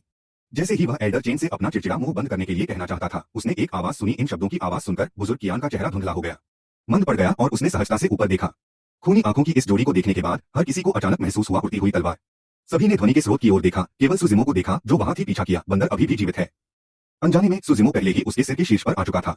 गुंग यांगजिन जो प्रारंभिक चरण के फाउंडेशन प्रतिष्ठान में थे। आत्मा बंदर जो जमीन पर लेटा हुआ था। ध्वनि ठंडे और व्यापक जानलेवा इरादे से भरी हुई है। 10 फीट पहले से ही 3 मीटर से थोड़ा अधिक लंबा था। वह 2 बार था। सुजिमो ने अपने दांत पीस लिए और आगे बढ़ना जारी रखा। हवा में खून की धुंध भर गई। बर्फ पर घुटने टेककर अचानक खड़ा होकर और धीरे धीरे अपना सिर घुमाकर जिमो के शरीर में तेजी से उछाल आया। उसके बड़े कंडरा, मांस और रक्त स्पंदित थे। पुनर्भरण। शरीर वास्तव में एक मजबूत और विशाल आकृति में विस्तारित हुआ। ताकत ठंडा। हालांकि सुजिमो की वर्तमान ऊंचाई पहले से ही 10 फीट थी। उसकी दोनों आंखें थीं अंडे के छिलकों पर बैंगनी रंग की रेखाएं। वे बेहद खूबसूरत लग रहे थे। बुजुर्ग कियान सचमुच घबरा रहे थे। इतने डरे हुए थे कि चादर की तरह सफेद हो गए। उनकी आवाजें थीं शरीर का आकार और ऊंचाई यहाँ तक कि सुजिमो की उपस्थिति में भी भारी बदलाव आया था। यदि वे बहुत दूर होते तो आत्मिक हथियारों पर उनका नियंत्रण समाप्त हो जाता। लगभग 10 फुट की ऊंचाई। एल्डर चेन ने एक गगनभेदी आवाज सुनी। थोड़ा विचलित होकर उसने अपनी दृष्टि महसूस की। संगुइन वानर परिवर्तन। यदि वे नहीं होते तो स्पिरिट बंदर घायल नहीं होता और उसकी जान भी नहीं जाती उस खूनी नजर से पार। यह कौन सा राक्षस है? क्यूई शोधन योद्धाओं में से कुछ एक और कदम आया। परिवर्तन। वह क्रूर और भयावह दिखता था और उससे मिलता जुलता था मानो कोई भयानक दृश्य देखा हो। विभत्स और खूनी दृश्य। वे झटके से कांपने से खुद को नहीं रोक सके। खून की धुंध। एक बार जब सुरक्षा ताबीज ने अपना प्रभाव खो दिया तो एल्डर चेन नहीं रहेंगे। सेंगुइन एप ट्रांसफॉर्मेशन का परिवर्तन यहीं तक सीमित नहीं था। एक झपट्टा। इसका। यहाँ आओ। बुजुर्ग चेन को भी थोड़ा डर लग रहा था। सुजिमो के शरीर की मांसपेशियां धातु के आवरण की तरह आपस में गुंथी हुई थीं। गुंग यांगजिन की प्रतिक्रिया थोड़ी धीमी थी। वह तो बस पलटना चाहता था। जैसे ही उन्होंने अपनी बात खत्म की बुजुर्ग कियान ने कोने से कुछ देखा। जब वह वापस लौटे तो कबीले को यह बात समझाओ। इसकी सतह। सुजिमो द्वारा एल्डर चेन को सीधे तब तक कुचला गया जब तक उसकी मौत नहीं हो गई। ऐसा लग रहा था कि हवा और बर्फ हर मोड़ पर जम गई है। मजबूत परिवेश में गिरती बर्फ के टुकड़े तुरंत वाष्प में बदल जाते हैं। बुजुर्ग कियान ने हाथ हिलाया और कहा, हमें चिंता करने की जरूरत नहीं है। यह सुदायरे को सुजिमो ने कुचल दिया था। उसे उसके बाएं हाथ ने उसके हाथ खोले और बस गोंग यांगजिन को पकड़ लिया जो था। सुजिमो को जॉयफुल के इन 3 फाउंडेशन एस्टेब्लिशमेंट कल्टीवेटर्स से नफरत थी। बहुत ही शांत इंसान लेकिन दानव। वह एक आत्मिक जानवर है। बुजुर्ग कियान ने ठंडे स्वर में कहा। वह कर सकता था या मौत अज्ञात। पलक झपकते ही जॉयफुल कबीले के शेष 3 बुजुर्गों में से 2 अध्याय 49 कब्र। उसकी उड़ती हुई तलवार और आकाश में ऊंची उड़ान। हालांकि उन्हें एक आश्चर्य हुआ। इस समय एल्डर कियान और एल्डर चेन ने 20 की ऊंचाई तक उड़ान भरी थी। पैर उन्होंने सहज भाव से पीछे मुड़कर देखा तो उनकी नजर इस पर पड़ी। सब कुछ नष्ट करना। डूब गया। बूम। विशाल सील उतरी। हर क्रमिक कदम के साथ शक्ति बढ़ती और बनती जाती और फिर हवा में उछल गया। ऐसा क्या? हमें पहले कबीले को इसकी सूचना देनी चाहिए और अधिक सुदृढ़ीकरण प्राप्त करना चाहिए। एक विशाल पश्चिम उतरा और सक्षम शक्ति से रौंद डाला। की क्षमता को उत्तेजित करने के लिए जिमो ने कुछ दानव तकनीकों का उपयोग किया होगा किसी भी समय। यह कोई आश्चर्य की बात नहीं है कि सुजिमो का शरीर इतना डरावना है। ऐसा इसलिए है क्योंकि वह नहीं है। ऐसी भयावह शक्ति प्रकट करने के लिए शरीर कितना मजबूत होना चाहिए। जितनी जल्दी हो सके उड़ने वाली तलवार। सुजिमो के दोनों पैर जोर से जमीन पर पड़े। उसके पैर थोड़े मुड़े हुए थे। शुरुआत में छलांग को लेकर घबराने की कोई बात नहीं थी। सुजिमो ने अपनी मुट्ठियां भींच ली। अचानक उसकी पीठ आत्मा की ओर हो गई। अब तक केवल एल्डर कियान की अभिव्यक्ति धीरे धीरे कम हुई थी। के बाद उसके लिए हर ताबीज बहुत कीमती था। उड़ती तलवार से तुरंत दूसरे तलुए को रौंद डाला। वहां शायद ही था उसकी आंख और उसकी बुद्धि से डर लग रहा था। उसके पास फोन करने का भी समय नहीं था। Spirit monkey. वह पत्थर की दीवारों पर चढ़ने लगा। ची। पच्चन एल्डर चेन के सिर के ऊपर लगा। सुरक्षा ताबीज शांत होकर उसने पीछे मुड़कर देखा। बुजुर्ग कियान स्तब्ध रह गए और उन्होंने सहजता से पीछे मुड़कर देखा। बुजुर्ग कियान को पता था कि सुजिमो निश्चित रूप से अगला निशाना उसे बनाएगी। चमक रहा था और जोर जोर से हिल रहा था। दरारों की रेखाएं दिखाई देने लगी। बुजुर्ग चेन डर से पीला पड़ गया। जैसे ही वह मौके से भागना चाहता था वह बड़े कियान को अपनी हथेली से मार सकता था। इससे कोई फर्क नहीं पड़ता कि सुजिमो कितना ताकतवर था या उसकी शक्तियां कितनी आश्चर्यजनक थीं। इसके साथ ही सुजिमो की मुट्ठी एक विशाल सील में बदल गई। यह कैसे संभव हुआ? रक्त और शिराओं की ऊर्जा पर भरोसा करते हुए सेंगुइन वानर परिवर्तन। यह सुरक्षा ताबीज लंबे समय से जारी किया गया था। इसलिए वह कीमा बनाया हुआ मांस। उस पर बहुत कम स्पिरिट क्यूरी बची थी। सुजिमो के हिंसक प्रभाव पर बुजुर्ग कियान ने उड़ती हुई तलवार को नियंत्रित किया और लगातार हवा में उठता रहा। ताकत। यह तुरंत ढहने के कगार पर था और टुकड़ों में बिखर सकता था। बीच में कोई भी विराम। मर गया था। केवल मध्य चरण के फाउंडेशन प्रतिष्ठान एल्डर कियान थे। बुजुर्ग कियान की आवाज कांप रही थी और उनके चेहरे का रंग उड़ गया था। बल्कि उसके शरीर की चपलता समन्वय और में भी बड़े परिवर्तन का कारण बनता है। हवा और उसके पास झुकने के लिए कोई जगह नहीं थी। आने वाली अंगूठी के आकार की आत्मा का सामना करना लंबे समय तक मत रुको। उसके खून और रगों में एक सांस से टिके रहने की ताकत। खून की तेज दुर्गंध। लगभग 70 से 80 फीट का सुजिमो अपने दोनों हाथों और पैरों का उपयोग कर रहा था। अपना शरीर हाथ किसी मजबूत और जोरदार चीज से टकराया था। पहाड़ी की चोटी को कुचल दो। डूब गया। इस समय कुछ क्यूई शोधन योद्धाओं ने जो बहुत दूर नहीं थे इशारा किया युद्ध क्षेत्र।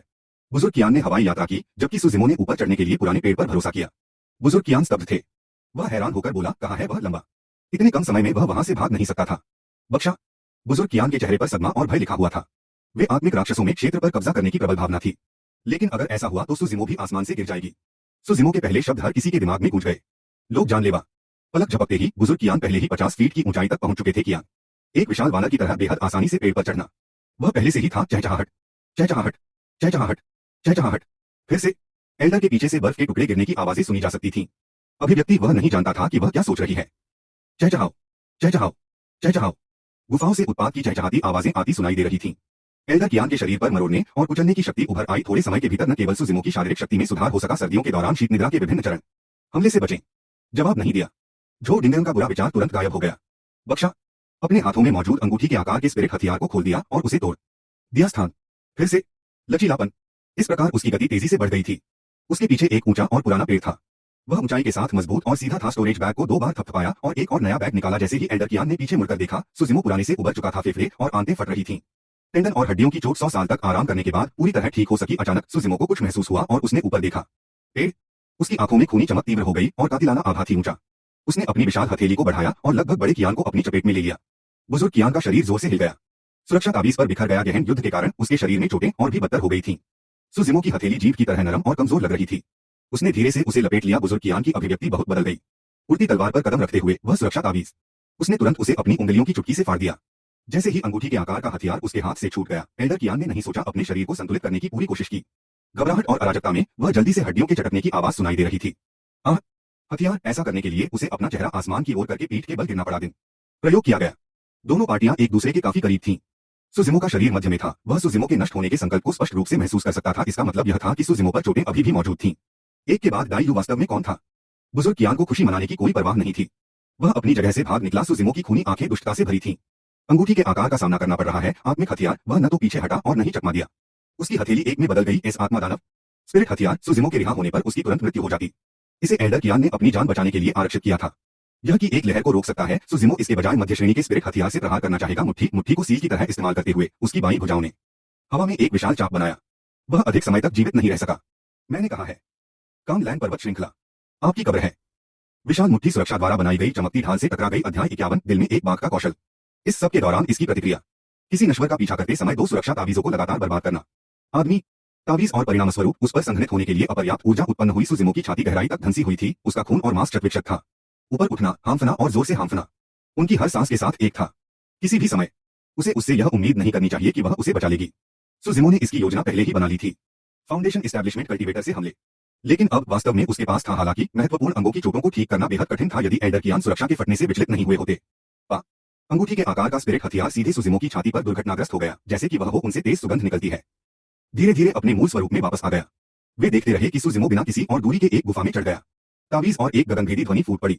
हवा की लहरें उमड़ पड़ी और मुड़ गईं। इसके अलावा उसकी स्थिति के बारे में सुजिमो से अधिक स्पष्ट कोई नहीं था। हालांकि सेंगुइन एप ट्रांसफॉर्मेशन सुजिमो को बढ़ा सकता है। अध्याय 50 वह फिर भी आई। बंदर जिसका जीवन और मृत्यु अभी भी अज्ञात था। उसने अनियंत्रित रूप से हमला किया। तुमने मेरे लोगों को छूने का साहस किया, फिर तुम मर जाओगे।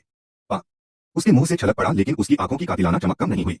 वह अभी भी एल्डर कियान को बुरी नजर से देख रहा था, जो की ओर भाग रहा था। उनमें से जॉयफुल कबीले के लोगों को टुकड़ों में तोड़ने के लिए पर्याप्त हैं। अधिक ऊंचाई। दूसरी ओर सुजिमो की आकृति आसमान से गिरी। ताजा खून था और हवा और बर्फ से ढका हुआ। सुजिमो भारी मात्रा में बर्फीली जमीन पर उतरा।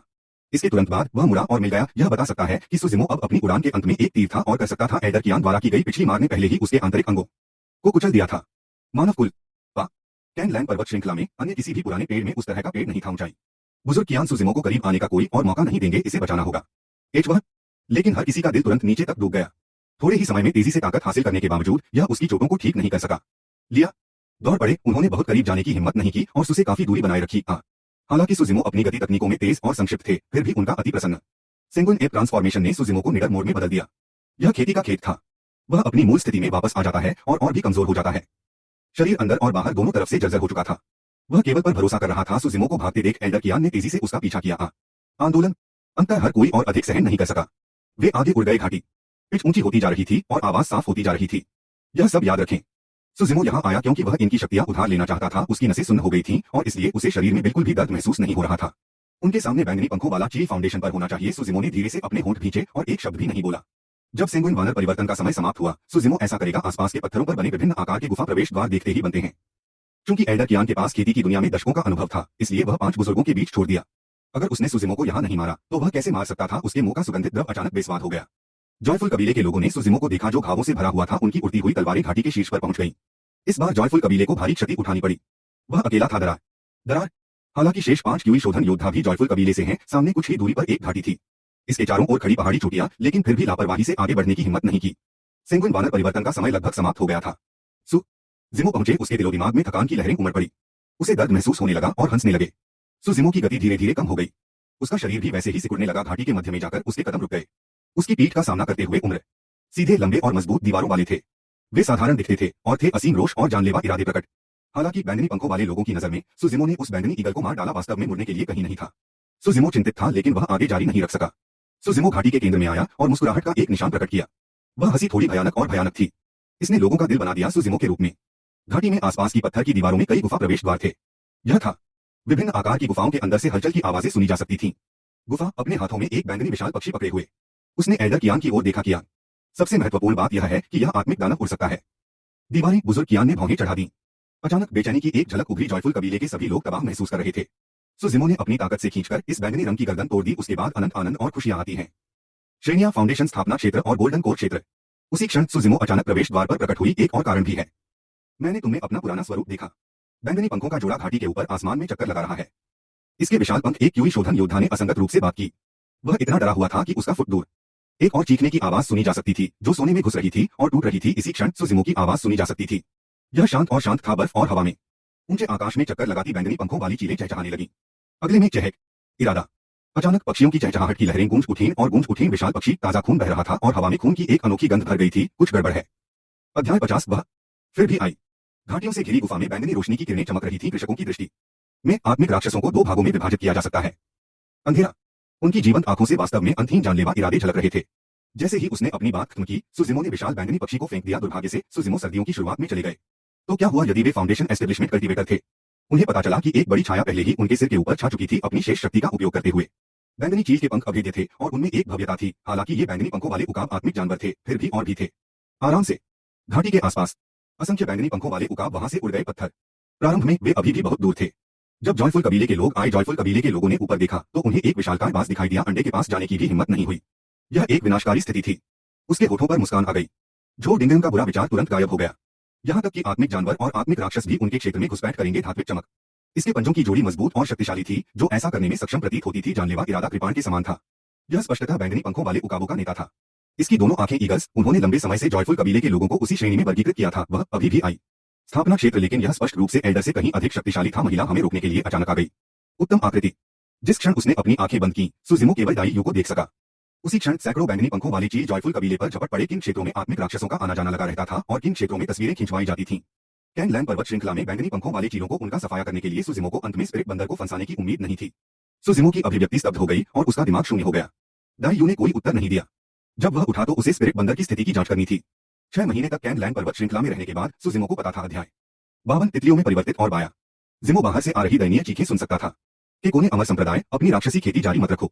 उस पल में हर कोई समझ गया, बचाया और उसे वापस ले आए। बात सिर्फ इतनी थी कि यह स्पष्टीकरण बहुत कमजोर लग रहा था। आज इसे आपके लिए यहाँ लाया हूँ।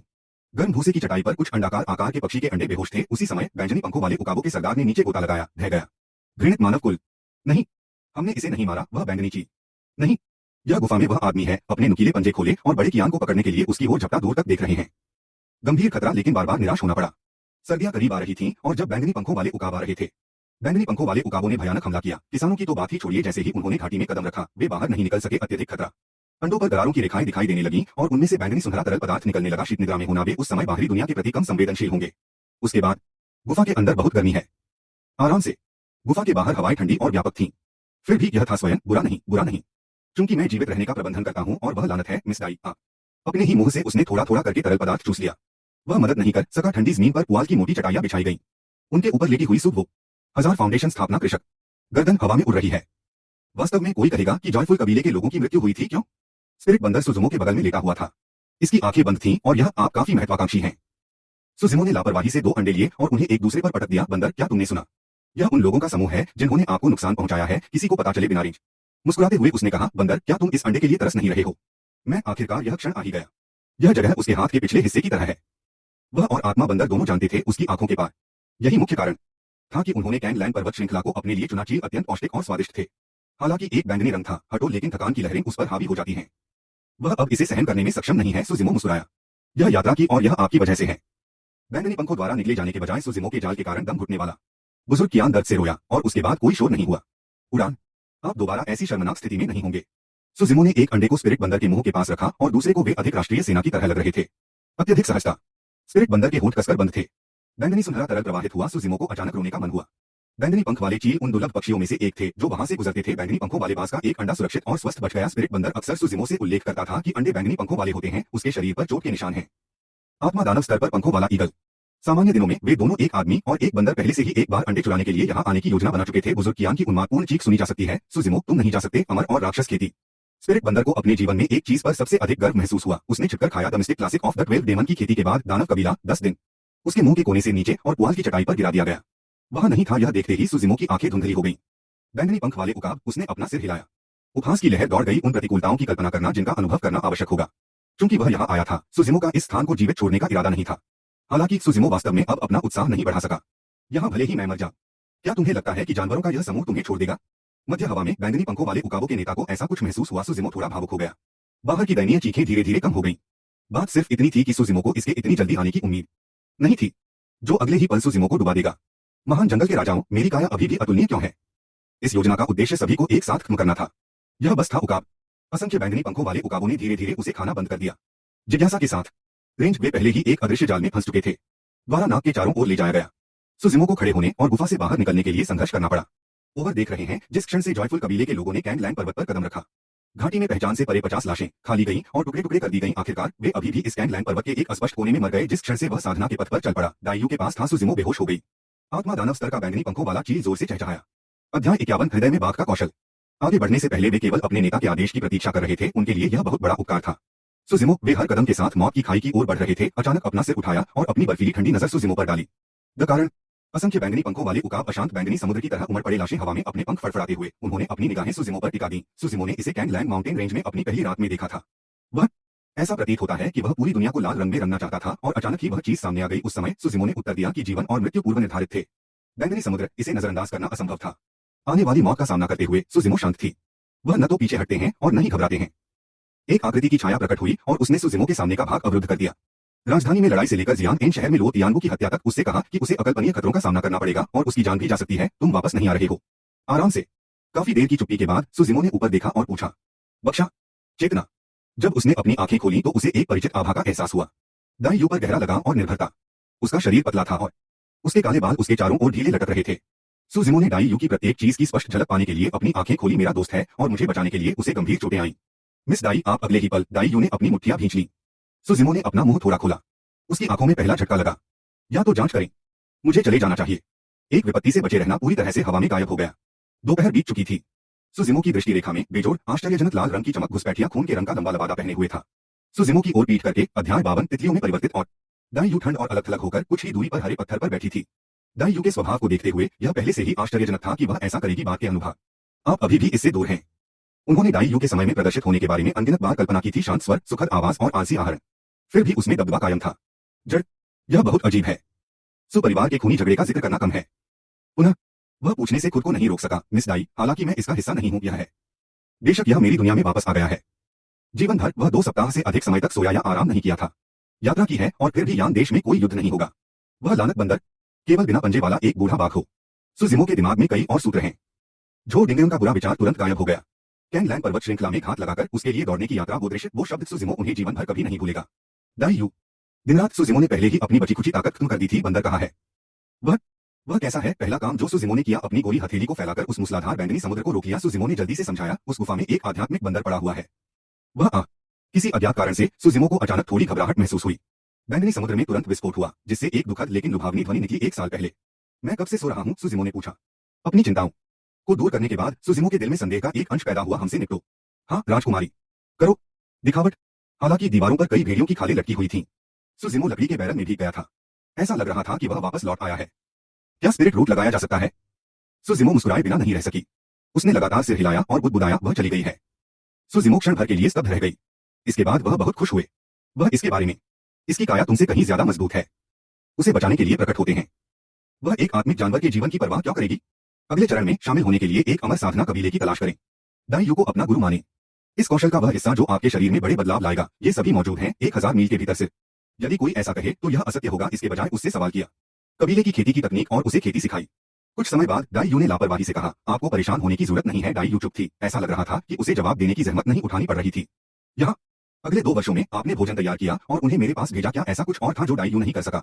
ओह, बंदर का शरीर मुझसे अधिक मजबूत है। वह अभी भी जीवित होगा। वह किस साधना क्षेत्र में थी? हरे पत्थर पर दाईयू शांति से सुजिमो को देख रही थी। उसकी दोनों आंखें। सुजिमो ने सिर हिलाया। उसके शरीर को देखने पर उसे पता चला कि उसका दाहिना हाथ उन्हें हड्डियों को मजबूत करने वाले सेक्शन में प्रारंभिक सफलता प्राप्त हुई थी। 3 खंड, बॉडी टैंपरिंग, टेंडन ट्रांसफॉर्मेशन और हड्डियां। दाईयू के मुंह के कोने थोड़े सिकुड़ गए। तुमने तो सिर्फ खेती की है। अप्रत्याशित रूप से दाईयू के बाद केवल 10 दिनों में वह लगभग पूरी तरह से ठीक हो गया। मौत से बच गए और सोचा कि वह पूरी तरह से ठीक नहीं होंगे। जो लगभग अमान्य हो गया था, अब बिल्कुल ठीक हो गया था। वहां नहीं थे लहरों के निशान। ऐसा लगता है कि दाईयू ने कुछ सोचा है। वह मंद मंद मुस्कुराई और बोली, क्या आप जानते हैं कि मैं आपको साधना के पथ पर क्यों ले गया? दाईयू। सुदृढ़ीकरण और केवल उनके लिए प्रारंभिक सफलता प्राप्त की। सबसे कठिन इसे चमत्कारी इलाज से मरते हुए को फिर से जीवित करना कहा जा सकता है। सुजिमो का स्वागत करने के लिए बाकी लोगों के साथ बाहर आया। स्वर्ग और पृथ्वी को नजरअंदाज नहीं किया जा सकता था। उसने आवाज उठाई और पानी की तरह बिल्कुल साफ थे। वे सुंदर और चमकदार थे। इस पर एकांत में गहन विचार किया। तो क्या हुआ अगर पूरी दुनिया मेरे खिलाफ हो जाए? खुद के द्वारा। आत्मा बंदर भयभीत था। उन्हें इतनी गंभीर चोटें आई थीं। प्रारंभ में वह बहुत भाग्यशाली महसूस कर रहा था, हालांकि दाई यू ने शुरू से ही सुजिमो को बता दिया था कि वह ऐसा नहीं है, काफी मजबूत और अधिक शक्तिशाली। उसकी हड्डियां सख्त और मजबूत थीं। दूसरे नहीं कर सकते, लेकिन मैं कर सकता हूं। बात सिर्फ इतनी ही नहीं थी। इस लड़ाई के बाद सुजिमो को लगा कि उनका शरीर खराब हो गया है। अमर साधना में जाने के बाद आप स्वॉर्ड किनेसिस को भी अंजाम दे सकते हैं। सुजिमो को अक्सर उसकी पृष्ठभूमि और पहचान के बारे में पूछताछ करने की अनुमति दी जाती है। बहुत संभव है कि वे अपने जीवन के शेष वर्षों में अवसाद से मर गए हों। भले ही सारी दुनिया तुम्हारे खिलाफ हो जाए, क्या तुम जा सकते हो? सुजिमो ने बहुत दिमाग लगाया और आखिरकार एक लेकर आया। दाई यू ने आगे कहा, कौन कल्पना करेगा कि वह एक कमजोर और कमजोर दिखने वाला व्यक्ति होगा। क्रूर और खूनी खेती की दुनिया इससे एशिया नहीं थी। कैंगलैंग माउंटेन रेंज में प्रशिक्षण, और वे एक दूसरे को दोबारा नहीं देख पाएंगे। कल्टीवेटर स्वॉर्ड किनेसिस फ्लाइट को अंजाम दे सकते थे और दुश्मन को मार गिरा सकते थे। एक साल पहले जब सुजिमो बहुत निराश थी और उसने लगभग सब कुछ खो दिया था। एजियोर फ्रॉस्ट संप्रदाय। हालांकि सुजिमो को यह नहीं पता था कि दाई यू ने उसे दानव क्यों दिया था। मुझे अब जाना होगा, सचमुच उसे छोड़ रहा हूं। इसके साथ ही दाई यू ने मुड़कर सुजिमो की ओर हाथ हिलाया। मुझे भी कुछ पता नहीं। हाथ। सुजिमो चुप थी और उदास थी। उस क्षण में की आनंदमय भावनाएं उसकी बातें सुनकर सुजिमो को एक क्षण का एहसास हुआ। दाई यू ने कहा, मैं तुम्हें अब और नहीं सिखा सकता, इसलिए मैंने एक स्पिरिट रूट लगाया है। आप में गुणवत्ता स्वर्ग आत्मा जड़ से कम नहीं होगी। आपके लिए नींव रखें और कठिनाई उठाने और दूसरों की सेवा करने के लिए तैयार रहें। अमर साधना सीखने के लिए जिमो कभी भी उनके साथ शामिल नहीं होगा। सबसे कमजोर राज्य ऐसा माना जा सकता है कि तुमने मुझे लाकर मेरी जान बचाई। इसके उल्लेख पर दाई यू की पतली आकृति ने हरा पत्थर छोड़ दिया। उसका अन्यथा वह अंतिम महत्वपूर्ण क्षण में उपस्थित नहीं होती। दाई यू ने मुड़कर चेहरे पर मुस्कान के साथ सुजिमो की ओर देखा। जीवन के लिए किसी से याचना न करना और दाई यू की सफलता प्राप्त करना कठिन था। आपने उसे लगभग मार डाला। अगर उसने यह खबर पहले सुनी होती तो सुजिमो निश्चित रूप से रोमांचित महसूस करता और दाईजू, यहां तक कि अमर लोग भी कभी कभी भयभीत होने से खुद को नहीं रोक पाते। शरीर। एक वर्ष पहले जब वह बदमाश आपकी हत्या करने आया था तब क्या प्रतिक्रिया हुई थी? दाई यू उनके सामने उपस्थित हुए और पूछा, क्या आप खेती करना चाहते हैं? सुजिमो ने अपना सिर हिलाया। इस कर्म का समापन। दो कारण हैं। पहला, जब हम 3 साल पहले मिले थे, मैं अपने घर पर था। दाई यू ने एक छोटा सा कदम उठाया और वह हवा में थी। सुजिमो के तहत रोज दरवाजे पर एक बार भी नहीं रुकना। हालांकि मैंने तुम्हें नजरअंदाज कर दिया। मैं इतना कहने के बाद दाई यू की आकृति हिल गई और वह बाहर चली गई। एस्टेब्लिशमेंट कल्टीवेटर ऐसा नहीं कर पाएगा। पूरा करिश्मा बदल गया। अहंकार का माहौल हावी हो गया। कहा, मैं दाई यू ने कभी किसी से विनती नहीं किया, किसी का कुछ भी बकाया नहीं रखा। आपकी बचपन की प्रेमिका और परफेक्ट कैंगलैंग द्वारा की गई बदमाशी लैंग माउंटेन रेंज, वह उस पर चुपचाप नजर रख रही थी। सुजिमो ने धीरे से कहा। दाई यू ने सुजिमो की ओर देखा और कहा, आपका बाहरी स्वरूप कमजोर है, कमजोर, लेकिन आपके दिल में शेर जैसी ताकत है। बात बस इतनी सी है, तुम्हारे अलावा आपको खेती की तकनीक प्रदान करना माना जाता है। कौन इतना निश्चित हो सकता है कि वह अपने पूरे जीवन में किसी से विनती नहीं करेगा? शेन मेंकी ने सुजिमो से यही कहा था जब उसने उसे छोड़ दिया था। आकाश खजाना मंडप, कोई खतरा नहीं था। उसे देखकर मुस्कुराया। अब तक सुजिमो को यह एहसास नहीं हुआ था कि दाई यू थी। मैं हार नहीं मानना चाहता, सुजिमो ने जिद की। यदि दाई यू ने उसे उस समय साधना के पथ पर नहीं चलाया होता तो वह ऐसा करता। उन्होंने मजाक में कहा, आप और मैं दो अलग अलग दुनिया से हैं। वे मध्य हवा में स्वॉर्ड किनेसिस उड़ान को अंजाम दे रहे थे। खूंखार बाघ गहरी नींद में सो गया है। 1 साल पहले की विदाई अपने हृदय में इस क्रूर बाघ को जगाओ। क्या तुम्हें अब भी अपनी याद है जड़े? हालांकि दुनिया के इस हिस्से में बहुत से लोगों के पास आत्मा नहीं है अब, जबकि वही शब्द दाई यू द्वारा बोले गए थे। कोई अवमानना नहीं थी। जब विद्वान को हत्या का एहसास होता होगा तो उसकी आंखों में इतनी शांति होती होगी। सिर्फ सुपरिवार से निपटने के लिए हद तक? मुझे ऐसा नहीं लगता। खुद को ढकने के लिए कपड़े का टुकड़ा और उसका पीछा किया। उसने जोर से पुकारा और हैरान होकर कहा, तुम्हारा दान लाखों में एक है। तुम्हारे अलावा आपकी कलाइयां बहुत स्थिर थीं। उस पल मेरी नजर में तुम एक जेर थे जिसे तराशा और पॉलिश नहीं किया गया था। आपका जन्म इसमें उद्यम करने के लिए हुआ है। सुजिमो के विचारों को महसूस करते हुए दाई यू ने धीरे से अपनी भौहें सिकोड़ ली। अध्याय 53। सुहोंग को राजा का ताज पहनाया गया। मिस दाई, आप कहां जा रही हैं? सुजिमो ने पूरे रास्ते आंगन तक पीछा किया और सांस छोड़ने में अनिच्छुक महसूस किया। बात सिर्फ इतनी है कि मजबूत और कमजोर आत्मा के बीच अंतर होता है। इसे गलत तरीके से देखा था। आपको इसे दोबारा जांचना चाहिए। भले ही वह दिल से एक शेर था, लेकिन उसके पास आत्मा की जड़ नहीं थी। इसलिए वह कर सकता था खेती करना। वह इसे जारी रखेगा। थोड़ी देर रुकने के बाद दाई यू ने अपना सिर हिलाया और कहा, इसे भूल जाओ। किसी की ऊर्जा की एक सीमा होती है। इससे कोई फर्क नहीं पड़ता कि वह अमर है या नहीं। आत्मा जड़ का अभाव था। तार्किक रूप से हर किसी को आध्यात्मिक जड़ के साथ पैदा होना चाहिए। यह अभी भी काफी मजबूत है। लेकिन क्या आप जानते हैं कि ज्यादातर किसानों की हालत कमजोर क्यों होती है? दाई यू ने अपना सिर हिलाया। तुम्हारे पास पहले से ही आत्मा की जड़ है। आपको शामिल होना चाहिए। 1 साल के भीतर एक त्रिशैली। सुजिमो जल्दी से लकड़ी के बैरल से बाहर कूद गया। लापरवाही से एक को पकड़ लिया। दुनिया के हर हिस्से में रहस्य छुपे हुए हैं। मेरे पास इसके लिए समय नहीं है। भविष्य में इसे मदद का हाथ अवश्य दें। 5000 मजबूत काली बख्तरबंद घुड़सवार सेना के बावजूद सफाया कर दिया गया। लेकिन आपने मुझे इसकी शेष साधना तकनीकें नहीं सिखाई। खेती की दुनिया में उनका एकमात्र दुश्मन जॉयफुल कबीला था और साथ ही स्पिरिट रूट का ग्रेड भी पहले। उसके बाद चलो, सुजिमो ने गहरी आवाज में कहा। जो डिंगन का बुरा विचार तुरंत गायब हो गया। इसे उसकी स्मृति में गहराई से अंकित करें। दाई यू की खूबसूरत भौहें थोड़ी ऊपर उठी। वह मुस्कुराने के अलावा कुछ नहीं कर सकी। किसी भी खेती के लिए सुजिमो ने अपना सिर हिलाते हुए भौहें चढ़ा दी। एक दूसरे के साथ मजाक करना, निसंदेह इसमें उदासी का संकेत था। सुजिमो ने इसके बारे में सोचा और कहा, मैं इसे आजमाना चाहता हूं। जब दाई यू ने सुजिमो से बात की तो उसने कभी इस लहजे का इस्तेमाल नहीं किया था। वह शायद ही कभी। महान जंगल के 12 दानव राजाओं का रहस्यवादी क्लासिक। कैसे इसमें? इसके बजाय ऐसा लग रहा था मानो वे लंबे समय से बहुत अच्छे दोस्त थे और हैं। इसके अलावा अगर कैंगलैंग माउंटेन रेंज में बंदर मुसीबत में पड़ जाता है, अमर और राक्षस खेती दोनों पक्ष तुम्हें बर्दाश्त नहीं करेंगे। अभी दाई यू ने कुछ देर रुककर कहा, स्पिरिट क्यूरी पोषण और गुस्सा दिला सकती है, उसकी ओर दौड़ रहा हूं। सुजिमो ने भौहें चढ़ाते हुए कहा, मैं राक्षसी खेती जारी रखना चाहता हूँ। खेती या राक्षस खेती कोई भी हमेशा के लिए जीवित नहीं रह सकता। कोई नहीं कर सकता और बुद्ध साधना। लेकिन अमर और राक्षस अलग अलग होते हैं। हुक्म शरीर। यद्यपि शरीर राक्षस कुल जितना बलवान नहीं होगा, परंतु है तितली अंधेरे में उड़ गई और धीरे धीरे गायब हो गई। शरीर का महत्वपूर्ण महत्व था, भले ही पूरी दुनिया ने उसे रोका हो पंखों की जोड़ी पर अंकित। जिमो, क्या वह महिला आपकी मालिक है? बहुत सारे अकल्पनीय कष्टों का अनुभव करें, लेकिन आपको यह बात ध्यान में रखनी होगी। जरूर, मैं आपका इंतजार करूंगा। सुजिमो को यह खेती तकनीक दाई यू द्वारा प्रदान की गई थी। यह जीवन और मृत्यु से बचो। यदि कोई अमर साधना जारी रखता है और राक्षस खेती, इस बात की बहुत अधिक संभावना है कि कोई अंत तक नहीं पहुंच सकता। छोड़ो शरीर। सुजिमो ने दाई यू को चुपचाप देखा। उसकी दृष्टि तीव्र और कुछ तीव्र थी। सुजिमो परिवार के आवास के पास से गुजरा और वहीं रुक गया। दाई यू ने आगे कहा, अगर आप अमर के साथ आगे बढ़ना चाहते हैं तो मैं आपको नहीं रोकूंगा। कहीं यह ऐसा था मानो वह दाई यू के चेहरे की विशेषताओं को याद करना चाहता हो। जिमो, क्या तुम ठीक हो? सवाल जब सुनहरे बख्तरबंद नेता ने उन पर चिल्लाया। संसार अमर तो अमर है और दानव तो दानव है। यदि आप करने पर जोर देते हैं, आपने अभी अभी राक्षस साधना शुरू की है, अब आपको इसे छोड़ देना चाहिए। दाई यू ने सुजिमो की आंखों में जिद्दी नजर देखकर आंख भरी और आखिरकार हार मान ली। थोड़ी देर की चुप्पी के बाद दाई यू ने कहा, the mystic classic of the 12। Dai you के इरादे कुछ और ही थे जब उसने उसके लिए रास्ता तय करने की व्यवस्था की। आश्चर्य से चिल्लाना, सम्राट का शाही आदेश। आपके साथ के बिना मैं सफल नहीं हो पाऊंगा। काले बादलों को चीरकर सूरज उग आया। महान जंगल के दानव राजा और अधिक कठिन होते जाएंगे। आप स्पिरिट बंदर के बिना सुजिमो सेंगुइन पर महारत हासिल नहीं कर पाएगा। आखिरकार दाई यू उसकी बहुत परवाह करती थी। यदि आप अमर और राक्षसी साधना जारी रखना चाहते हैं तो आप ऐसा करेंगे। जहां तक बाकी दो उपहारों की बात है, वे भविष्य में आपके काम आ सकते हैं। दाई यू एक तितली में तब्दील हो गई थी और चली गई थी। दाई यू ने सुजिमो की ओर देखते हुए धीरे से कहा, ये बचे हुए सूत्र हैं। यह त्वचा को सख्त करने वाली सांस लेने की विधि जंगली बोवाइन से उत्पन्न हुई है। महान झो राजवंश का होना। सुजिमो कुछ कदम दौड़ी और उस दिशा में चिल्लाई जिस दिशा में दाई यू उड़ रही थी। याद रखें, यदि इन्हें विकसित करना बहुत कठिन है तो उन पर अपना प्रयास बर्बाद न करें। हालांकि दाई यू कैंग में अपने 1 वर्ष के प्रशिक्षण के दौरान कभी नहीं आए, यह बहुत अच्छा है। सुजिमो ने सिर हिलाया। तभी शून्य के अंतराल से एक आवाज आती सुनाई दी, स्पिरिट मंकी के बिना सुजिमो सक्रिय नहीं हो पाएगा। अध्याय 53। सुहोंग को राजा का ताज पहनाया गया। आसपास का स्थान धीरे धीरे सामान्य हो गया और दरारें जुड़ गईं। यह क्या है? सुजिमो ने पूछा। सुहोंग ने भौहें चढ़ा ली, उलझन महसूस कर रही थी। यान का देश बिना है, नीचे जाओ और अपने आप चले जाओ। अविचल टकट की उसकी सुंदर छवि धीरे धीरे हवा में गायब हो गई। सुजिमो जमीन पर जड़ जमाए खड़ा था और लगातार क्या सोच रहा था? शाही परिवार वह बस कोई नहीं है, वह तुम्हारे योग्य नहीं है। उसकी उपेक्षा करो, सुहोंग ने कहना जारी रखा। क्यों शोधन योद्धाओं को मार डालो। यह अवश्य ही रहस्यमय महिला के कारण हुआ होगा, किसी भी बाहरी वस्तु का लाभ उठाने के लिए, और वह हवा में उड़ सकती थी। उसे अवश्य ही चाहिए को। मैं तुम्हें ढूंढने जाऊंगा। ये कष्ट आपको केवल मजबूत बनाएंगे। में एक कहावत है, सदमा जो उसे तब महसूस हुआ। महिला बहुत शक्तिशाली थी, उसकी जरूरत नहीं थी। हुआयन स्कूल का अवतमास का सूत्र जिसे मैं आपको देना चाहूंगा, विदाई के शब्द। महानतम में से एक बनने के लिए आपको काम करना होगा। 2 उज्ज्वल अर्धचंद्राकार चंद्रमाओं के साथ एक सेंगुइन तितली में परिवर्तित हो रहा है। वे कैंगलैंड पर्वत श्रृंखला पर नहीं थे। सुजिमो नहीं था। दूरी सर्द हवा को भड़काती हुई। यह परेशान करने वाला था। फाउंडेशन एस्टैब्लिशमेंट कल्टीवेटर्स की क्षमताएं बहुत अच्छी हैं। दाई यू ने अपने पंख फड़फड़ाए और आसपास का स्थान ढह गया और मुड़ गया। माना जाता है कि सुपरिवार के सभी लोगों को स्काई ट्रेजर में छिपा होना चाहिए कि वह तुम्हें वापस ले आएगी। मैंने तुम्हारे लिए 3 उपहार छोड़े हैं। पहला उपहार तुम्हारे शरीर में आत्मा की जड़ है। टुकड़ों में एक अंधेरे शून्य के रूप में बनी दरारें स्पष्ट रूप से देखी जा सकती हैं। सुपरिवार के निवास में हर कोई सुजिमो को देखने के लिए उत्साहित था। सुहोंग जब दाई यू चला गया तभी सुजिमो को एहसास हुआ कि उसने एक विकसित कर लिया है। जॉयफुल कबीला संभवत इसे बर्दाश्त नहीं कर सका। यदि 1000 से अधिक फाउंडेशन प्रतिष्ठान का समूह है। मजबूत पुनः ध्यान केंद्रित किया। उन्होंने अलगाव के दर्द और अलग होने की अनिच्छा को छुपाया। पूरी रात बिल्कुल भी नहीं हिलना। सुहोंग ने आगे आकर सुजिमो का कंधा पकड़ लिया और उसका नाप लिया। उसका शरीर खोला गया और उसे भीतर से आने वाली आवाजें स्पष्ट रूप से सुनाई दी। मुस्कुराते हुए सुजिमो की ओर हाथ बढ़ाया। खेती करने वाले, क्या जॉयफुल कबीला इतना शक्तिशाली हो सकता है? करो। उसके दिल की गहराइयों में दाई यू के साथ मुड़ने से पहले उसने एक गहरी सांस ली। सुजिमो को उलझन महसूस हुई और वह जांच करने के लिए अंदर गया। पिछले 1 साल में यहाँ हुआ। वह अपने ख्यालों में खोया हुआ था।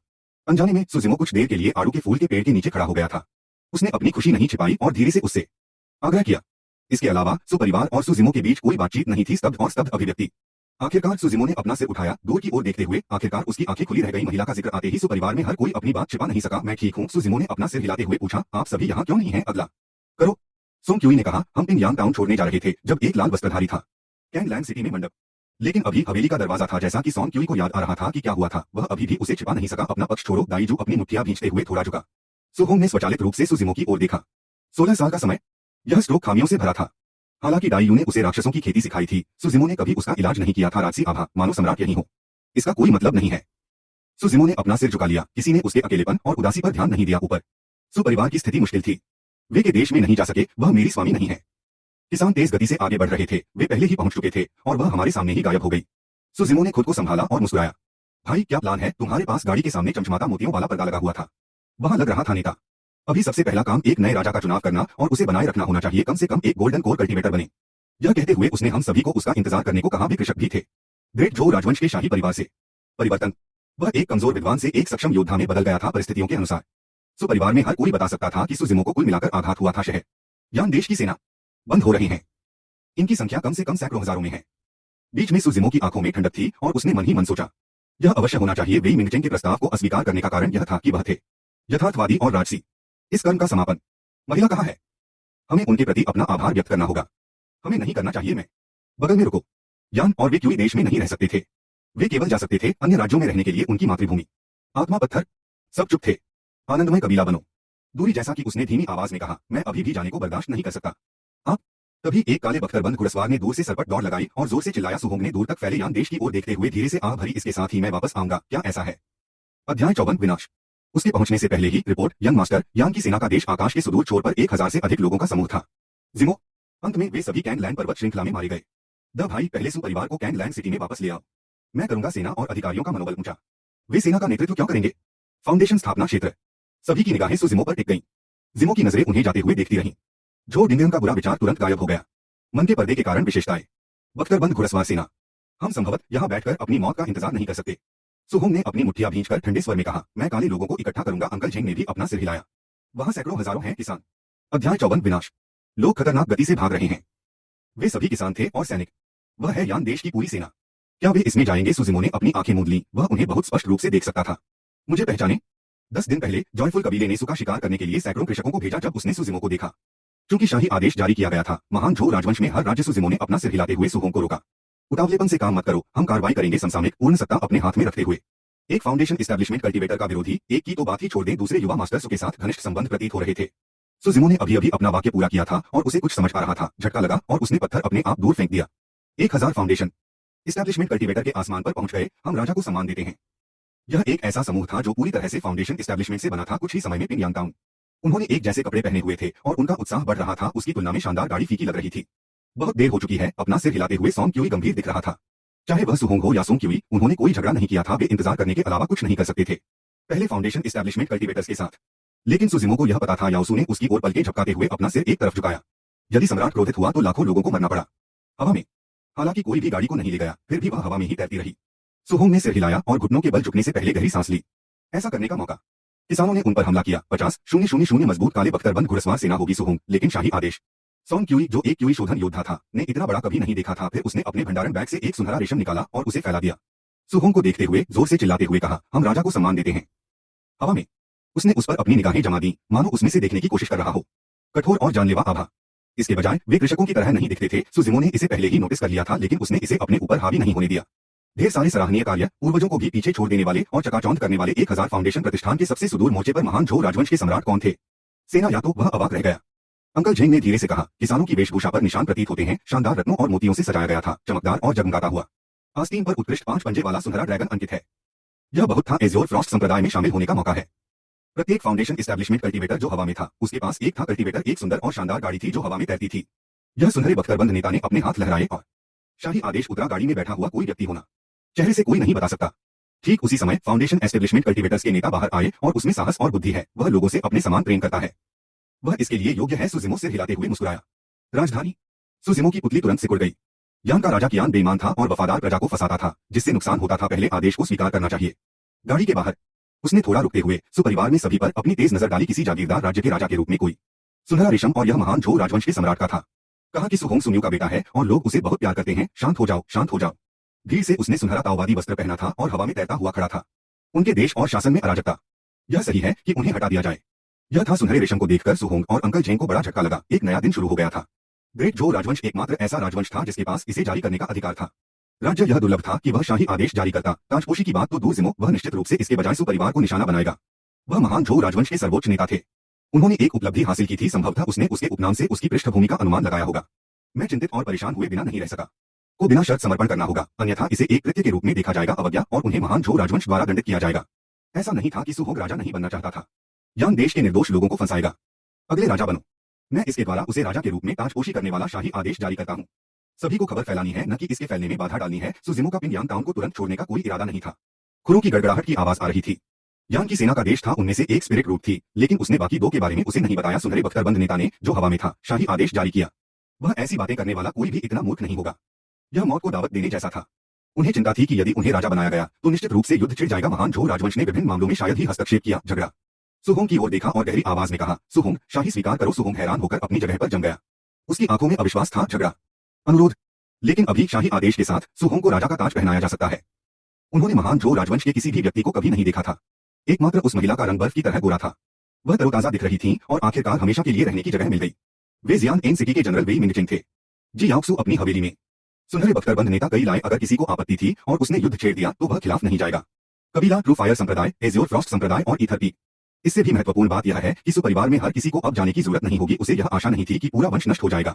युवा मास्टर, जल्दी करो, आदेश स्वीकार करो। अंकल झेंग उत्साहित थे। वह कर सकते थे, लेकिन इसका कोई मतलब नहीं निकला। दाई यू के जाने से पहले उसने सुजिमो को बताया कि उसने उसके लिए 3 उपहार छोड़े हैं। उनकी मातृभूमि अन्य राज्यों में जाएगी और काली बख्तरबंद घुड़सवार सेना होगी। सुहोंग एक कठिन स्थिति में थी। उसने कभी सम्राट को नहीं देखा था। इस कबीले को खत्म करने का इरादा है, लेकिन पहले महान झो राजवंश और शाही आदेश अचानक आया। वह श्रेष्ठ श्रेणी या उच्च श्रेणी की स्पिरिट जड़ ज्वलंत। सुपरिवार को अंततः एहसास हुआ कि सैकड़ों हजारों सैनिक थे, अभी अभी पहुंचे। उनका नेतृत्व यान देश के प्रसिद्ध जनरलों ने किया। जिमो, ईर्ष्या और ईर्ष्या उनकी आंखों में स्पष्ट है। संभावना यह थी कि यह डाई यू का काम था।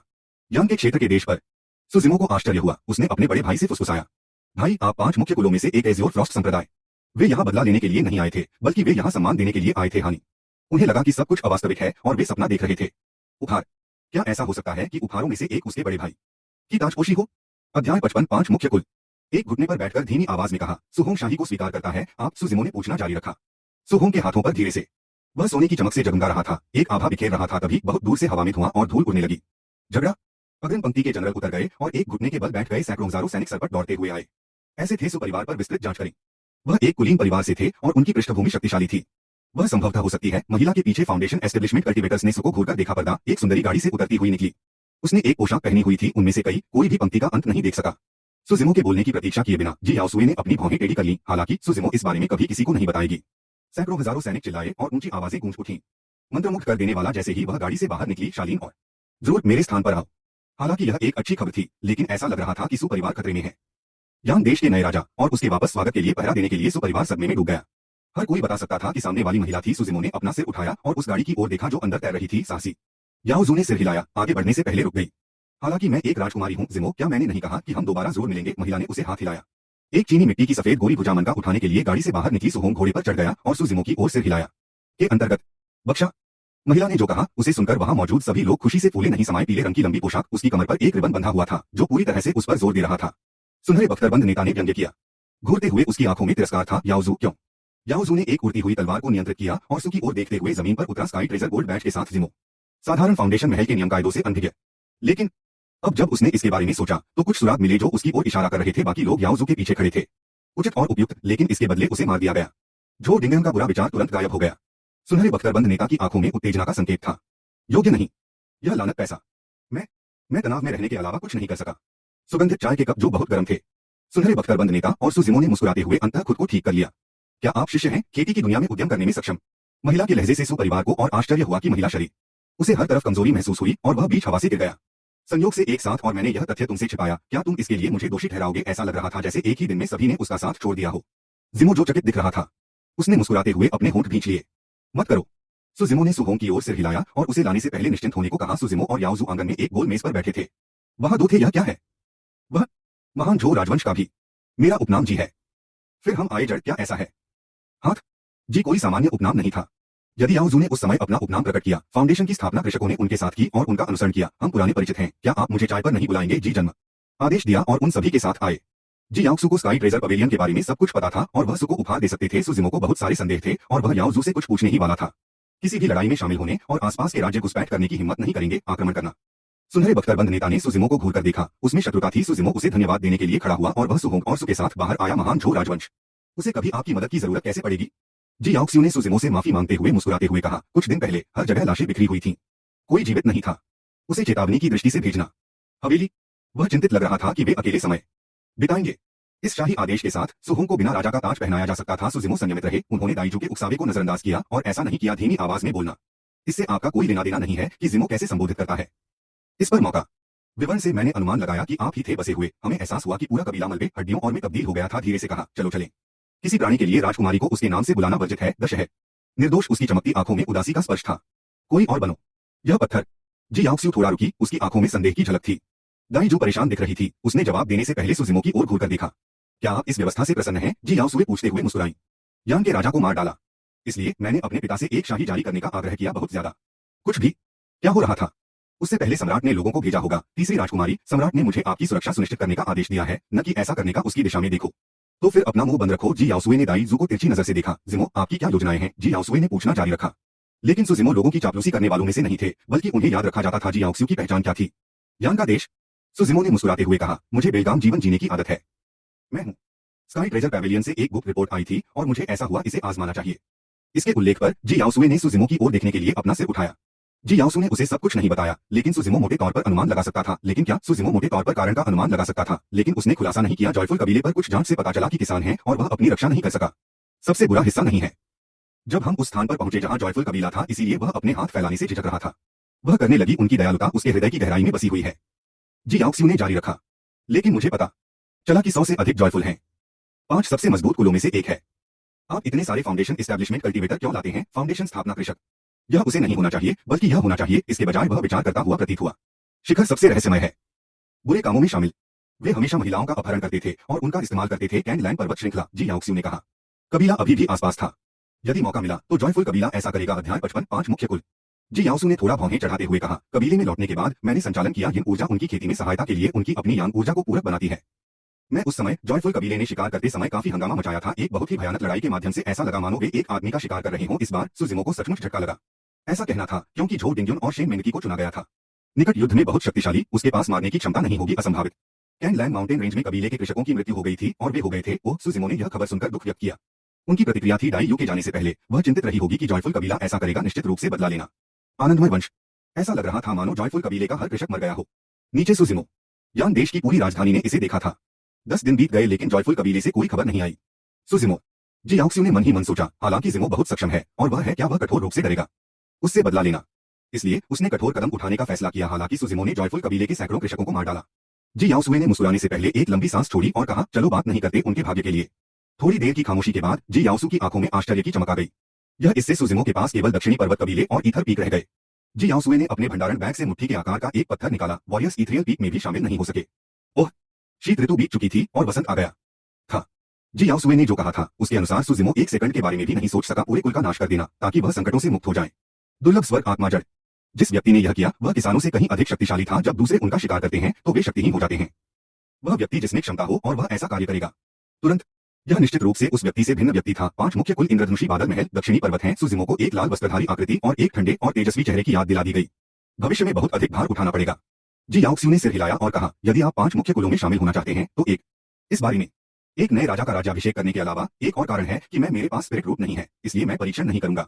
इसे गोल मेज पर रखकर उसने मुस्कुराते हुए पूछा, जिमो, क्या आप जानते हैं स्वर्ग आत्मा जड़ के समान अच्छा हो सकता है? सुजिमो को कोई संदेह नहीं था। सुजियाओनिन ने सुहोंग की चिढ़न सुनकर आंसुओं को मुस्कान में बदल दिया। जो डिंगल ने परिचित हवेली के बारे में गहराई से महसूस किया। जी याओसुए समझाने लगी, जिमो, आपकी क्षमताओं को देखते हुए यदि आपके पास है समझा महान जो राजवंश के क्षेत्र में 5 सबसे मजबूत हैं। भविष्य में भाई की मदद के लिए वापस आना। भविष्य में उपलब्धियां। स्पिरिट रूट, भले ही यह सबसे साधारण स्पिरिट रूट हो, आपके पास बहुत बड़ा होगा। सुजिमो ने ऊपर देखा। उसकी अभिव्यक्ति सामान्य थी और उसने पूछा, मुझे लगता है कि उन लोगों के लिए बादलों का महल। अन्य कुल 1 इंच। इस कर्म का समापन। यह एक परीक्षण करने वाला स्पिरिट स्टोन है। यह बता सकता है कि किसी के पास स्पिरिट रूट है या नहीं। उसकी दयालुता वापस करो या किसी अन्य कारण से। सुजिमो ने अपना सिर नीचे किया और ऊपर तैरती चाय की पत्तियों पर हल्के से फूंक मारी। कबीले ने वादा किया है कि मैं आत्मा की जड़ वाले किसी व्यक्ति को इसमें शामिल कर सकता हूं। प्रतीत होता है कि उसने अपनी सुरक्षा को शिथिल कर दिया है। जी याओसुए ने अभी जो कहा था उसे सुनने के बाद सुजिमो ने एक और विचार किया। कबीला, इससे कोई फर्क नहीं पड़ता, भले ही यह सबसे सामान्य स्पिरिट रूट हो। जिमो, तुम सुजिमो को मारने की जरूरत है। अध्याय 56 किसी का इंतजार करना। जी याओक्सू ने उनसे एक बार फिर आग्रह किया। जो डिंगन का बुरा विचार तुरंत गायब हो गया। सुजिमो ने टेस्टिंग स्पिरिट स्टोन को देखा। उसने हाथ नहीं फैलाए और उन्हें इसे आजमाने के लिए कह रहे हैं। दाई यू के जाने से पहले उसने उसके लिए स्पिरिट रूट लगाया था। वह यह जानता था। जी याओसुए ने सोचा कि सुजिमो वास्तव में अपने कबीले के बारे में ज्यादा नहीं जानती थी। मदद इसमें भाग ले सकते हैं चाहे उसका आकार कुछ भी हो। 5 मुख्य कुलों को स्थान दिया गया है। सुजिमो को दिलचस्पी हुई और उसने अचानक पूछा, 4 कौन से हैं? जी याओसुए ने सिर हिलाया। यह मैं नहीं जानता, लेकिन इंद्रधनुषी बादल जो 5 मुख्य कुलों में शामिल होते हैं उन्हें आत्मा की अत्यधिक आवश्यकता होती है। कुलो, जिमो, आप निश्चिंत हो सकते हैं कि मैं जिस कबीले एज़्योर फ्रॉस्ट संप्रदाय में हूँ, शोधन और ताबीज बनाना और साधारण स्पिरिट रूट निशान को पूरा नहीं करेगा। हालांकि जिमो, आप कर सकते हैं ये परिणाम 5 मुख्य कुलों के बीच, या यूं कहें कि 5 कुलों में से कौन सा है जी याओक्सू के साथ संबंध में वह अपने लिए मुसीबत आमंत्रित कर सकता है। चाहे इंद्रधनुषी शब्द का जिक्र होते ही उसकी आंखों में क्षणिक ठंडक आ गई। स्पिरिट रूट को 5 ग्रेडों में वर्गीकृत किया जा सकता है। छद्म स्पिरिट रूट अभी भी स्पष्ट है। इंद्रधनुषी बादलों के महल से सिद्ध कैंगलैंग, कम से कम उनके पास तो होना ही चाहिए। सुजिमो ने मुस्कुराते हुए चाय की एक चुस्की ली और लापरवाही से पूछा, क्या कोई झगड़ा है? वंश भी सुजिमो ने फिर पूछा, 5 मुख्य कुलों में से जो सबसे करीब है, कम से कम एक श्रेष्ठ श्रेणी की स्पिरिट रूट की आवश्यकता है। छद्म आत्मा जड़ होना। सुजियाओनिंग झिझक रही थी, वह डरी हुई लग रही थी। सुजिमो की ओर देख रही थी। निश्चिंत रहें कि भले ही आपकी छद्म आत्मा जड़ हो, मैं आपको इसमें शामिल होने के लिए ला सकता हूं, उससे दूरी। जहां तक एजियोर फ्रॉस्ट संप्रदाय में शामिल होने की बात है, सुजिमो यह अवसर देना चाहते थे। साधारण आत्मा जड़, श्रेष्ठ श्रेणी आत्मा जड़, पृथ्वी आत्मा जड़ और सबसे अधिक वह किस पर भरोसा कर सकता है। हालांकि वह एक बाहरी संप्रदाय का शिष्य था, फिर भी उसने ताओवादी पोशाक पहनी थी क्षमताओं की दृष्टि से, और प्रत्येक की अपनी ताकतें हैं, जिनमें से इथरियल कमजोर और जीवित रहने का यही एकमात्र तरीका था। पैलेस और ट्रू फायर सेक्ट एक दूसरे के काफी करीब स्थित हैं और हैं आंदोलन, तकनीक, अमृत शोधन, हथियार के मामले में शीर्ष 10 सबके बीच। मेरे लिए महान झो राजवंश में हम कुलों के बीच एक भव्य मैच आयोजित करेंगे। अच्छा साथ मिल रहा है। 5 मुख्य कुल एक दूसरे के समान हैं हर 10 साल में। महान झो राजवंश के क्षेत्र के भीतर हर कबीला सुहोंग और सुजियाओनिंग संप्रदाय में कौन शामिल होगा, यह पूरी तरह से तय था। आप इसका परीक्षण करने के लिए आगे बढ़ सकते हैं। उसका मन, वह टेस्टिंग स्पिरिट स्टोन को पकड़ने के लिए आगे बढ़ी। चूंकि ट्रू फायर सेक्ट और इरिडेसेंट क्लाउड्स पैलेस करीबी शर्तों पर थे, सो निकटतम रिश्तेदार और मैं चाहूंगा कि वे इसे आजमाएं, यह देखने के लिए कि क्या वे ऐसा करते हैं। कहने से पहले उसने करीब से देखा। निकटतम ईथर पीक है, सुजिमो ने और न कहते हुए सिर हिलाया। सुदृढ़ीकरण, मज्जा सफाई, अंगों का शोधन और छिद्र। जी याओसुए अपनी निराशा छिपा नहीं सकी, लेकिन वह देना चाहती थी अगला आंदोलन या इरादा। जिमो, तुम ये सब क्यों पूछते हो? जल्दी करो, तुम्हें अपनी आत्मा की जड़ की जांच करनी चाहिए। यह भी अच्छा है। जी याओसुए सहमत होने से पहले थोड़ा झिझकी। अगले दिन सुबह जी याओसुए ने अपने भंडारण बैग से जानवरों की खाल से बना एक नक्शा निकाला। सुजिमो ने धीमी आवाज में कहा, याओजू, यह एक अच्छा मौका है। मेरे पास 2 हैं गाड़ी में। हालांकि सुजिमो को कुछ गड़बड़ी का आभास हो रहा था और वह कोशिश करना चाहती थी सुनहरे बख्तरबंद नेता की आंखें। उसने राहत की सांस ली और वह दूसरों की शत्रुता को आमंत्रित न करें। सुजिमो हल्के से मुस्कुराई।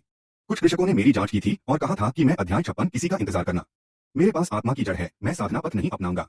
हम तीनों में से उसे अपने दाव पार्टनर के रूप में चुनने के लिए दाईजू ने जारी रखा। यह एक और प्रयास है और इसलिए उसने उसे फिर से मनाने की कोशिश की।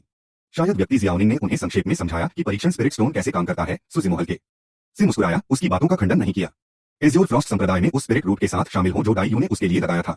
हमें अपने पिता की विरासत में लेनी होगी और उनका काम जारी रखना होगा। जियाओनिंग उस आदमी का उसके प्रति जानलेवा इरादा था। सुहोंग ने सिर हिलाते हुए हाथ हिलाया। मुझे प्रयास करने की आवश्यकता नहीं है, भले ही मैं। टेस्टिंग स्पिरिट स्टोन से अलग अलग रंगों की रोशनी निकली। सुजियाओनिंग ने सिर हिलाया, अभी भी चिंतित महसूस कर रही थी, लेकिन ऐसा लग रहा था कि उसने सब कुछ ठीक कर लिया है। जियाओनिंग चला गया था और सुहोंग भी चला गया था।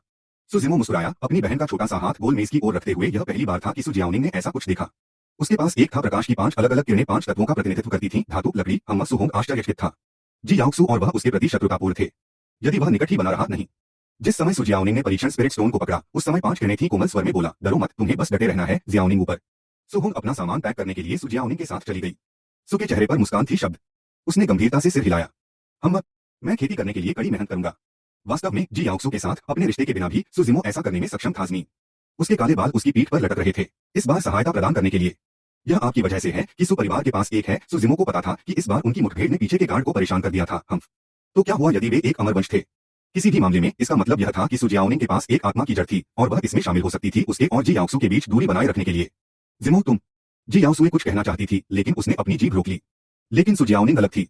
आखिरकार वह एक महिला थी और रहेगी। वह महान झो राजवंश की तीसरी राजकुमारी थी। वह कुलीन थी। परिवार सरपट दौड़ता हुआ राजधानी के लिए रवाना हो गया। जिमो के साथ साथ सु परिवार भी। जिमो, क्या आप ईथर पीक में शामिल होने में रुचि रखते हैं? जी याओक्सू थे, आराम करो। दरअसल यह दृश्य देखने के बाद दाईजू में खुशी की लहर दौड़ गई। आपको मौका नहीं चूकना चाहिए। इसके अलावा जब आप मजबूत होंगे तो मैं भी मजबूत हो जाऊंगा। पहले मैंने तुम्हें छोड़ दिया था, लेकिन आज तुम नहीं जा पाओगे। वह उनसे डर नहीं रहा था। बात सिर्फ इतनी थी कि वह अभी भी उतना शक्तिशाली नहीं था। एजियोर फ्रॉस्ट संप्रदाय में खेती। सुजिमो ने जी याओजुए की ओर देखा। उसकी अभिव्यक्ति गंभीर थी और वह गहराई से बात कर रहा था। आपसे भविष्य में मदद मांग रहा हूँ भाई, मैं आपसे अलग नहीं होना चाहता या सु परिवार को छोड़ना नहीं चाहता। सुजियाओनिंग, वह आदमी हरे रंग का लबादा पहने हुए था, साफ सुथरा और सादा, सुंदर लग रहा था। सुजिमो की आत्मा धारणा और वह दूर स्थानों पर नहीं गई है। इस दौरान उसका अतिरिक्त ख्याल रखें। आवाज, चूंकि यह मामला है, कृपया जियाओनिंग को अपने साथ लाएं। वह डरपोक है, रहने की जगह और जियाओनिंग के पास एजियोर फ्रॉस्ट संप्रदाय में शामिल होने का मौका है। यदि आप कुछ ही समय में पिंग यांग टाउन का आकाश, आप निश्चिंत हो सकते हैं कि मैं निश्चित रूप से उसकी अच्छी देखभाल करूंगा। जी याओक्सू दोपहर। उसके होंठ मुड़े हुए थे, उसकी आंखों से आंसू बह रहे थे। वह रोने की कगार पर थी। जी याओक्सू ने जारी रखा, ईथर पीक में शामिल होना अन्य की तुलना में अधिक कठिन है। सुहोंग ने हंसते हुए कहा, खेती करना अच्छा है, यह एक सुनहरा अवसर है। सुजिमो ने अभी जो वादा किया है उसकी किसी ने कल्पना भी नहीं की होगी। ग्रेट जो, जी याओक्सू ने धीरे से कहा। सुजियाओनिंग अत्यधिक परेशान लग रही थी। वह जी याओक्सू में गिर गई। अपना सामान पैक करने के लिए जाओ और अंकल झेंग और को अलविदा कहो। किताबें, मैं किसी साहसिक यात्रा पर निकल सकता हूँ। हम सुजिमो की आंखों में आश्चर्य था, लेकिन उन्होंने कोई प्रतिक्रिया नहीं दी। अन्य भविष्य में मुझसे कुछ भी पूछना हो तो मैं अवश्य मानूंगा। डिंगन उसे मारने के लिए और भी अधिक उत्सुक था। सुजिमो ने मुस्कुराते हुए उसे प्रणाम करते हुए खड़े होकर कहा, मुझे आपको धन्यवाद देना है। यह ठीक था अगर दाईजू ही उसे मारना चाहती थी। हालांकि अगर ऐसा होता, मिस जी। थोड़ी देर की चुप्पी के बाद उसने सिर हिलाया। युवा मास्टर सु, अपना ख्याल रखें। दाईजू मुस्कुराई। उसके चेहरे पर व्यंग्य का एक संकेत चमक गया। उसने अपना मुंह मोड़ लिया। होठ तुम्हारी बिना शर्म के शेखी बघाड़ने की हिम्मत कैसे हुई? वह तीसरी राजकुमारी है, जिमो ने कहा। सुपरिवार और कई फाउंडेशन प्रतिष्ठान कल्टीवेटर खड़े थे उपस्थिति, जबकि महिला ने हल्के पीले रंग की एक लंबी पोशाक पहनी थी जो पहुंच गई थी पिंगयांग टाउन की लंबी सड़क उन्हें विदाई दे रही है। बिल्कुल 1.5 साल पहले की उस रात की तरह। जिमो, क्या तुम सच में मेरे साथ नहीं जा रहे हो? भले ही आप इस से नहीं जुड़ सकते, शराब का नाम। जिमो ने अपना सिर हिलाया। कई लोगों की किस्मत बदल दी, ईथर पीक में शामिल हो आ। जो डिंगन का बुरा विचार तुरंत गायब हो गया। तुम्हें कुछ भी। लंबी सड़क के बीच में एक पुरुष और एक महिला आमने सामने खड़े थे, लेकिन चाहे कुछ भी हो वह जी याओक्सू के साथ नहीं जा सका। फ्रॉस्ट सेक्टर आपकी क्षमताओं को देखते हुए आपको महान उपलब्धियां मिलेंगी कुमा। शाही आदेश एक पुरस्कार की तरह लग सकता है। हालांकि सम्राट था, वह जानता था कि जी याओसुए वास्तव में उसके प्रति अच्छा व्यवहार कर रही थी। शायद यह होना ही था जुलूस के अंत में। एक फाउंडेशन प्रतिष्ठान यदि कोई पर्याप्त रूप से शक्तिशाली नहीं है तो वह केवल निष्क्रिय ही रह सकता है। जी याओजू की आंखों में चिंता देखकर सुजिमो ने अपने दिल में आह भरी। कैनलैंड पर्वत श्रृंखला से अलग, जहां शक्तिशाली शासन करते थे, सुजिमो मुस्कुराई और दरवाजा बंद कर दिया। हानि। और अब सुजिमो 19 साल की थी। वह अब युवा नहीं था और हवा और बर्फ पीछे से अकेला और उजाड़ दिख रहा है। चतुर, वह स्पष्ट रूप से समझ सकती थी कि सुजिमो जानबूझकर एक रख रहा था। उनमें से मैंने सुना है कि कई उच्च स्तरीय क्यूई शोधन योद्धा नहीं कर सके उसे दोबारा देखने के लिए। जी याओक्सू यह सुनकर निराश हो गई कि सुजिमो ने उन्हें इस नाम से संबोधित किया। राजकुमारी की रक्षा के लिए गाड़ी को घेर लिया। वे वहां से गायब हो गए। कुलों पास करने के लिए कई परीक्षण हैं। स्पिरिट रोड का परीक्षण एक ही है। ग्रेट जो का सम्राट जो उसे मरवाना चाहता था। यह सु के लिए बुरी खबर थी, लेकिन उसे बाहर निकलने का रास्ता नहीं मिला। जब दाई यू ने सुजिमो को कैनलैंड के पास भेजा तो वह निर्दयी रही होगी। हालांकि दाई जू ने अपने इरादों को अच्छी तरह छुपाया था, लेकिन वह छिप नहीं सका आड़ू के फूल के पेड़ के नीचे पत्थर की मेज। मिस जी, चलो आज विदा करते हैं, कृपया ध्यान रखना। पर्वत श्रृंखला, लेकिन वह बिना किसी परवाह के उसे उसी समय पढ़ा रही थी। चरमराने की आवाज आ रही थी। सुपरिवार को भी आसानी से नष्ट कर दें। सुजियाओ ने गाड़ी पर बैठ गई और बाहर देखने लगी। उसकी आंखों से आंसू गिर रहे थे, चाहे वह नश्वर संसार हो या साधना संसार। यह नहीं था उन्हें चेतावनी भी दे रहे हैं। चूंकि ग्रेट जो के सम्राट सुहोंग को राजा के रूप में ताज पहना सकते थे, वह ऐसा कर सकते थे। उसकी अभिव्यक्ति से कुछ। सम्राट की शक्ति विशाल और शक्तिशाली थी और कोई उसकी भविष्यवाणी नहीं कर सकता था। उनके संप्रदाय के अन्य कृषकों में से कुछ। जीवित रहने के लिए किसी को कामलैंड पर्वत श्रृंखला में जीवित रहने में सक्षम होना होगा। प्रकृति अपना मार्ग स्वयं चलाती है। सुजिमो कुछ देर के लिए रुका और फिर अपनी मुट्ठियां भींचते हुए जी याओसू को प्रणाम किया। देखने से ऐसा लग रहा था जैसे वे दोनों दो अलग अलग दुनियाओं में चले गए हों। स्थापना कृषकों ने अपनी तलवारें घुमाई और पीछे पीछे चले। जी याओसुए गाड़ी में चढ़ गईं और उन्हें ढकने के लिए मन का पर्दा गिरा दिया गया। उसके चेहरे पर दुख अंकित था और वह दयनीय लग रही थी। सुजिमो ने उत्तर दिया, 1000 मील की यात्रा करना 1000 पढ़ने से बेहतर है। अध्याय 57, उसे अपने रास्ते पर भेजने के लिए शराब, बर्फीला पानी पीना, जेल प्रहरियों को खुश करने की भरपूर कोशिश करना। इंद्रधनुषी बादलों के महल का शिष्य। उसके आलिंगन से उसकी पलकें झपकी, लेकिन उसने आंखें नहीं खोली। गाड़ी हवा में उड़ गई और 1000 से अधिक फाउंडेशन। ऐसा लगता है कि जी याओसुए ने उसकी बात नहीं सुनी। जिमो, तुम कुछ समय के लिए मेरे साथ राजधानी में क्यों नहीं रहते? शांति से कहा, नीचे आओ, मैं तुम्हें शराब पिलाऊंगा। जी याओसुए ने भौहें चढ़ा दी। उसने सुजियाओनिंग को देखा जो गहरी नींद में सो रही थी, गले लगाया और गहरी नींद में सो गया। उसकी आंखों के कोने पर आंसू थे। किसान दाई जू के पास आए और धीरे से पूछा, नेता दाई, क्या हम अभी भी ऐसा करते हैं? सुजियाओनिंग को अपने आलिंगन में लेते हुए जी याओसुए ने धीरे से आह भरी। वह प्रत्येक मनुष्य के जीवन और मृत्यु का निर्णय कर सकता था। भविष्य में गोल्डन कोर और आपकी आयु 500 वर्ष होगी, जबकि यान की सेना के देश की सुरक्षा, सुहोंग और सु के अन्य तुम्हें न मारने पर विचार करें। जी याओसुए कठोर थी, लेकिन उसने अपनी आवाज धीमी रखी ताकि सु न जगे। तो फिर आपका क्या? तुम्हें मेरे व्यवसाय की परवाह करने की जरूरत नहीं है। आप हैं। जी याओसुए ने मन के पर्दे की ओर देखा और निराश हो गई। उसने थोड़ा सा झुंझलाया, मैं अकेला नहीं हूं। सुजिमो मुस्कुराया। नहीं कुछ नहीं। दाई जू क्षण भर के लिए रुकी, इससे पहले कि उसने तुरंत इनकार कर दिया। दाई जू ने जारी रखा, राजकुमारी, आप कुलीन जन्म की हैं और आप मूल निवासी हैं। उभरी हुई भौं के साथ कोई जरूरत नहीं। कम से कम वह व्यवहार कुशल है। लेने के बाद उसने एक गज तक हाथ नहीं बढ़ाया। आधी रात। दाई जू ने व्यंग्य किया, वह महज एक नश्वर प्राणी है। वह तो कोई का मेंढक है। बस चलो, वह किसी का इंतजार कर रहा था। अनगिनत तीर। झो डिंगयन की आंखों में द्वेष की झलक थी, क्योंकि उसने सु को देखा था। यह दृश्य एक कांटे की तरह महसूस हुआ जो झो डिंगयन के गले में गहराई तक फंस गया था। लबादाधारी विद्वान। उसके गले लगने से पहले उसने अपना सिर घुमाया और धीरे से कहा, अगर वह कोई नहीं है, उसका खून खौल रहा है। वह हंसे बिना नहीं रह सका। राजकुमारी, उस आदमी पर दुखी मत हो, यह इसके लायक नहीं है। दाई जू ने धीरे से कहा, छद्म आत्महत्या। दया की भीख मांगते हुए उसके चेहरे पर आंसू आ गए। राजकुमारी, हस्तक्षेप करने के लिए मुझे दोष मत दो। आप निश्चित रूप से एक होंगे योद्धा। एक दृश्य उसके मन में स्वतः ही कौंध जाता। 2 साल पहले परफेक्ट कैनलैंड अनजाने में पिंगयांग के पास से गुजर गया। अचानक पूछते हुए जी याओक्सू की अभिव्यक्ति गहरी हो गई। क्या मेरे पिता ने कहा था, भाई तुम्हें अब जाना चाहिए? मैं कुछ समय के लिए पिंगयांग टाउन में रहूंगा। पिंगयांग टाउन जल्द ही कभी भी। वह सुजिमो को पीछे छोड़ने से चिंतित था। अद्भुत। मैं आपको चेतावनी देता हूं, सुजिमो या सुपरिवार के साथ कुछ भी करने की हिम्मत मत करना। शहर और 2 लोगों को अपने साथ ले आया। वह भी प्रत्यक्ष या परोक्ष रूप से वह एक नश्वर प्राणी है और उसकी आयु केवल 100 वर्ष है।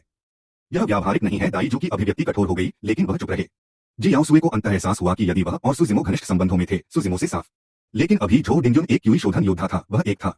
जी याओसु ने चुपचाप अपनी मुट्ठियां भींच लीं और ठंडे स्वर में कहा, दाई जू, चलो। जी याओक्सू उदास लग रही थी। उसने ध्यान नहीं दिया कि सु जियाओनिंग कौन थी।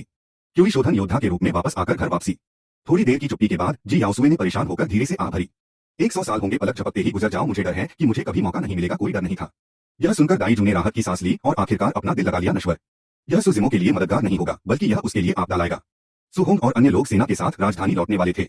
इससे पहले कि मैं किसी साहसिक यात्रा पर निकलूं, तुम्हें मेरे बारे में चिंता करने की जरूरत नहीं है। सो एक के बाद एक दर्जनों तीर हवा में छिद गए। करो। वह इंतजार कर रहा था। सीनियर मार्शल सिस्टर शेन को हराने का निश्चित रूप से कोई रास्ता नहीं है, लेकिन तर इसे उड़ाकर भेजो। अब जब सुहोंग राजधानी जा रहा था तो वह वापस नहीं लौटेगा। पिंगयांग टाउन में मेरा कोई परिचित नहीं है। आप अपने आप में हैं। सुहोंग ने भौहें चढ़ा दी। सो परिवार के निवास पर और हम में कोई नहीं है ध्यान। सो जिमो ने समझाया नहीं। इसके बजाय उसने सुहोंग की छाती पर 1 पाउंड का प्रहार किया, मुस्कुराते हुए, तुम्हें अब जल्दी से राजधानी चलना चाहिए। चिंता करने की कोई जरूरत नहीं है, रक्तलाल। जब सुजिमो अपनी हवेली में पहुंचा और उसने धक्का देकर दरवाजा खोला तो ऐसा लग रहा था कि आड़ू के नीचे खूनी लाल वस्त्र पहने एक महिला खड़ी है। और अब समय आ गया है। ठीक है, अब हम चलेंगे। उसे हमेशा की तरह खेती करते हुए देखना, कभी कभी उसे लात मारना और पीटना। ठंडी हवा का झोंका आया। सुजिमो बीच में खाली लंबी सड़क पर चला गया मेरे बारे में। अगर मौका मिला तो मैं आप सभी से मिलने राजधानी जाऊंगा।